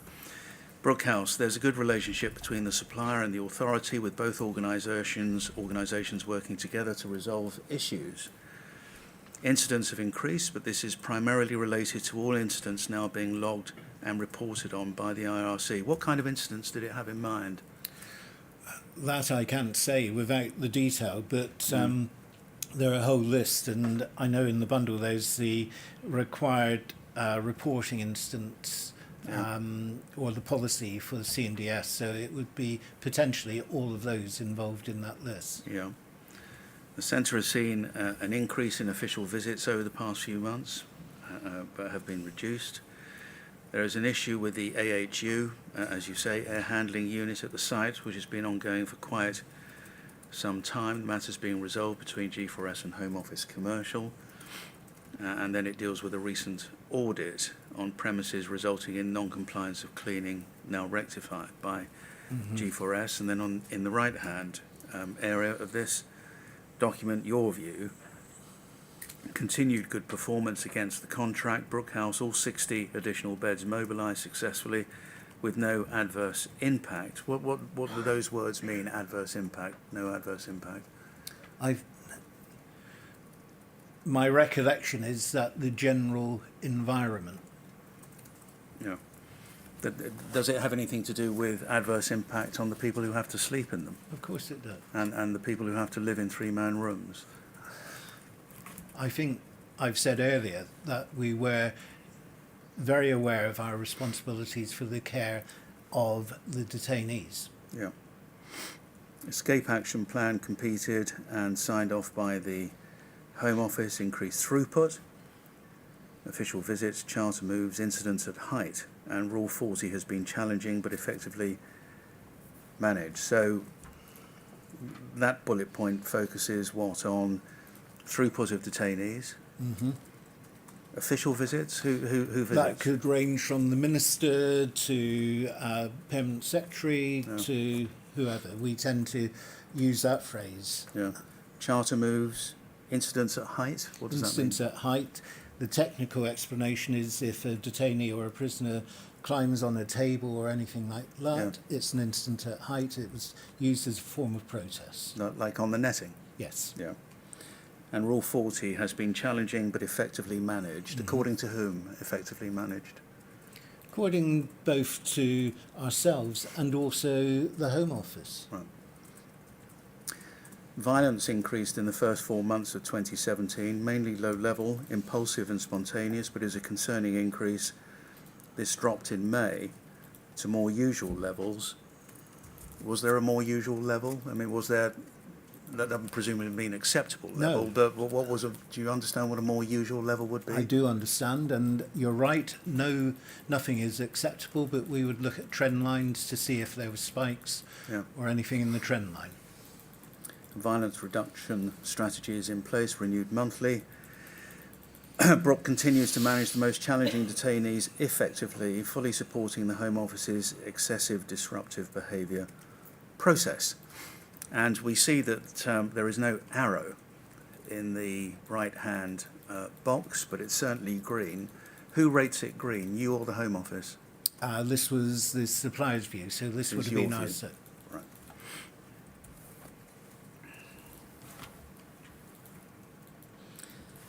So that was about Brookhouse. Tinsley is on the next page, but we don't need to look at that.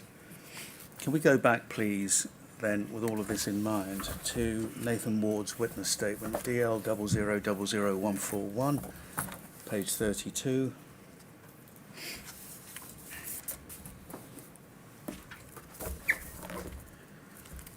Presumably you knew Nathan Ward quite well.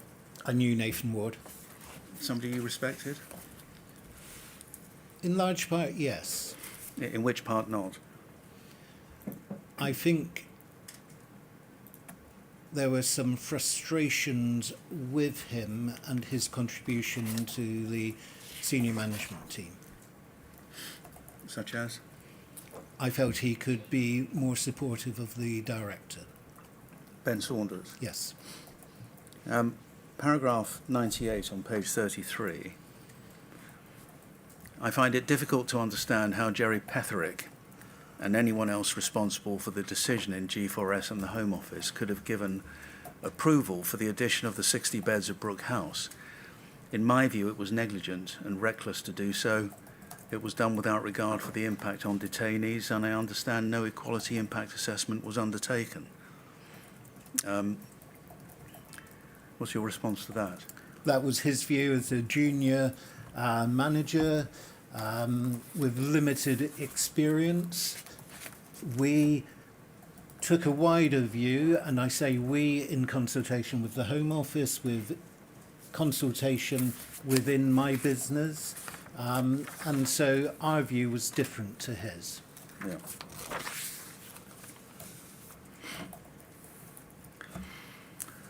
In your paragraph 67 of your witness statement, you say, talking about the environment at Brookhouse, in your witness statement, is that the question of whether the infrastructure had an impact on how staff treated detained persons. It would, in my view, have had an impact in terms of detainee/staff interactions around the restrictions created by that infrastructure, such as the provision of ancillary activity space, access to open air and so forth, but not to mistreatment. No, there's no direct correlation.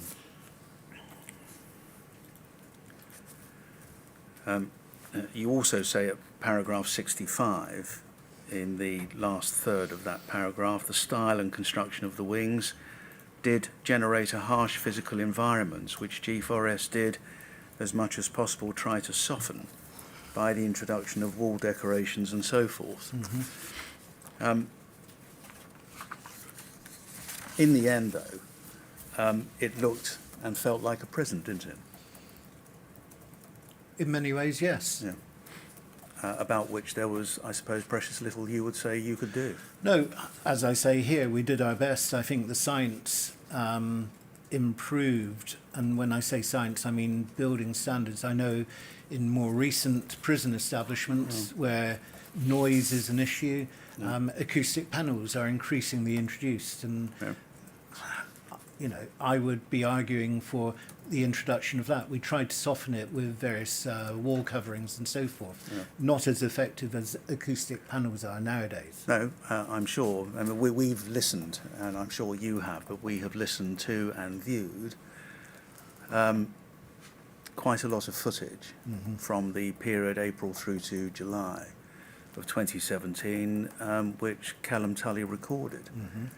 And making allowances for the fact that he was wearing a microphone, it just sounds like a very noisy place. I would accept that. And quite an intimidating one as well. It can be intimidating.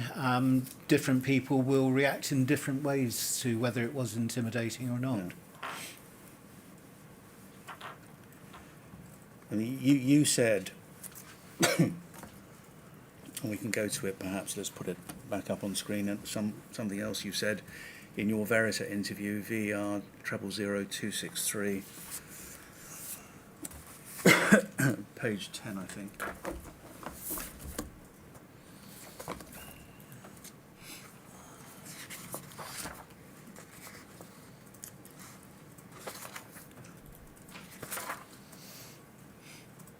Yeah, at the bottom, please, line 163, about the design of the place. In your view, the design that we currently have, which is a pretty cramped place and a pretty desolate place, and your answer was yes.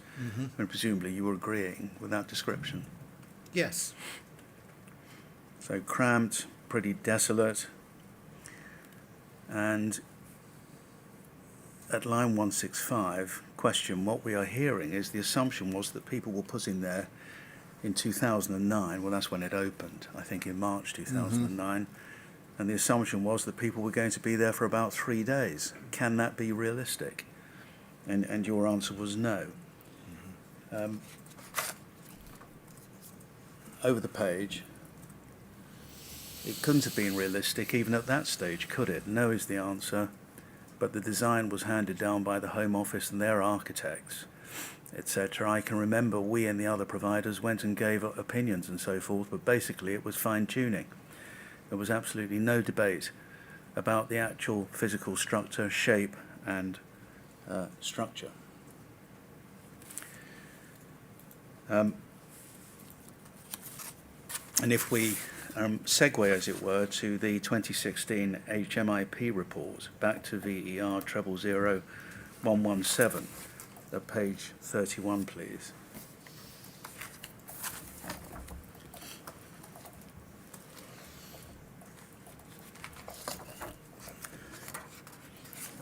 At 2.1 and 2.2, detainees, an expected outcome in this report was detainees live in a safe, clean and decent environment. Detainees are aware of the rules, routines and facilities of the unit. 2.1, the residential units remain stark and impersonal in design, and as one detainee wrote to us, there is no centre, is a jail, is a prison. No measures had been taken to make the residential wings less bleak, apart from large paintings by detainees fixed to the balustrades. There were no curtains in many of the cells. The toilets were divided from the living area by a partial concrete partition, but were screened by a small curtain at best, and nothing in many cases. Many toilets were in an insanitary condition and couldn't be kept clean by detainees using the materials available to them. And 2.2, many cells, especially on C Wing, were in too bad a condition to be kept properly clean, and the flooring was cracked in some toilet areas. The roof vents on the wings had been opened occasionally in the summer, but the chief complaint among detainees was the lack of ventilation in the cells. The windows didn't open, creating a stuffy atmosphere in many cells, in spite of the air conditioning system. Detainees also experienced an exacerbated sense of confinement through lack of fresh air and any personal control over the environment. One detainee wrote to us, "I feel suffocated in here and everyone else is as well." 2 of the 4 exercise areas were closed for security reasons, increasing the sense of confinement, although all detainees had access to the yards. So despite all the softening, Mr. Petherick, by no stretch of the imagination was the experience of any detained person in this place going to be a pleasant one. And by no stretch of the imagination was this going to be a pleasant place to live in, probably for an hour, let alone 72, let alone in some instances months. Do you agree? It was far from what I would want, but it was a structure that we were doing our best to alleviate many of the inherent problems. Yeah. I mean, it was a prison by another name, wasn't it? And a pretty nasty one at that. The structures had a prison-like appearance, yes. It wasn't a prison by any other name.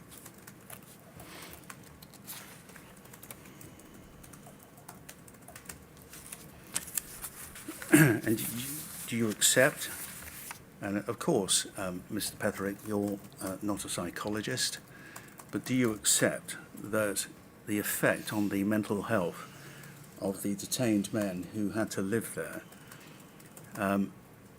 cannot have been helped by the nature of the physical environment? I think the real issue, and you're right, I'm not a clinician at all, but my experience would say that the real issue that impacted on detainees' well-being and mental health was their sense of not knowing what was happening with them and the frustrations of their progress towards their release either into the UK or the repatriation. And so the major impact on the well-being was the uncertainty of the situation they found themselves in. Yes, the fact that the conditions were harsher than we would all want, the physical conditions, would have, I think, a further impact. But I don't move away from my very firm belief that it was the main issue is that of the uncertainty. And I think the research into detention centres would reinforce that view. But so that we're clear, Mr. Petherick, when you leave us and the chair considers writing Sure. up her report what your evidence is about this, you're not denying, are you, that the physical environment played no part? Oh, I'm not No. arguing that at all, but I don't believe it was the major part. No. Because it's not just about the fact that this building was built to Category B prison specifications. We only have to look at the 2 paragraphs that we have up on the screen that I just read out to you. of the inspector's view of the conditions when the inspection was made between the 30th of October and the 11th of November 2016, so not very long before the period that this inquiry is considering. It sounds very much as if no money was being spent on the place. No, that's not so. Money was being spent on the place, and I look at the comments about the toilets, for example, and forgive me for going into basic details like that, but the construction materials in these toilets and similar in other locations made it very difficult for them to be cleaned because you needed to use very abrasive chemicals and so forth. So you couldn't always keep on top of that. And I don't defend that, but it's the balance between giving sufficiently abrasive materials, which may prove to be a health risk, with the need. And in an ideal world, I'd have looked to different compositions of the fabric and so forth. And why wasn't it an ideal world? Oh, I think some of it was about the construction methods at that time, the ongoing issues about cleanliness. There was an issue about whether we could employ sufficient detainees to undertake paid work. There's a lot of ongoing debate. I've rarely lived in an ideal world, I must say. You recognised, as we saw from the start, that this was a challenging place, yet just looking at a few examples as we have, Mr. Petherick, from the addition of the 22 beds in 2013 through to the 60 with effect from the 1st of April. Do you think it's right or wrong to say that the Home Office was increasing the challenges that you faced by squeezing the value and capacity out of Brookhouse to 82 more detained persons? Challenges were certainly increasing, but in fairness, you need to look beyond the Home Office and you need to look to Maud report proposals, etc., to get more efficiency out of the entire public sector.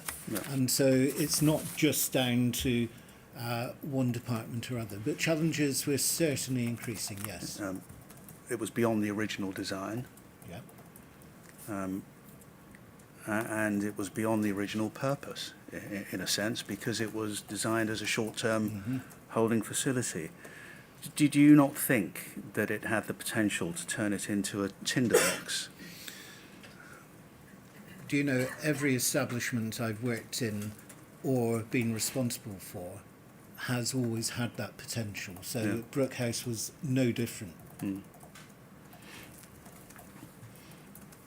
I mean, we've heard certain remarks made. For example, we spoke, you and I, about spice and the increase. We saw in one of the quarterly meeting reviews that spice was prevalent at that point, I think in June of 2017. And there was a potential, according to people who were surprised about it, that nobody had yet died. Was that ever a risk that was brought to your attention? I think it's a risk that we were aware of in every custodial stroke detention setting. And we would talk about that, reflect on that, and do our utmost to try to control the substances and so forth. All right. Chair, it's a couple of minutes before 1. If I invite you to have your break now for an hour, coming back at 2 o'clock, Mr. Petherick, I'll move to a different topic. Thank you very much. Thank you. 2 o'clock. Thank you. Thank you, Mr. Petherick.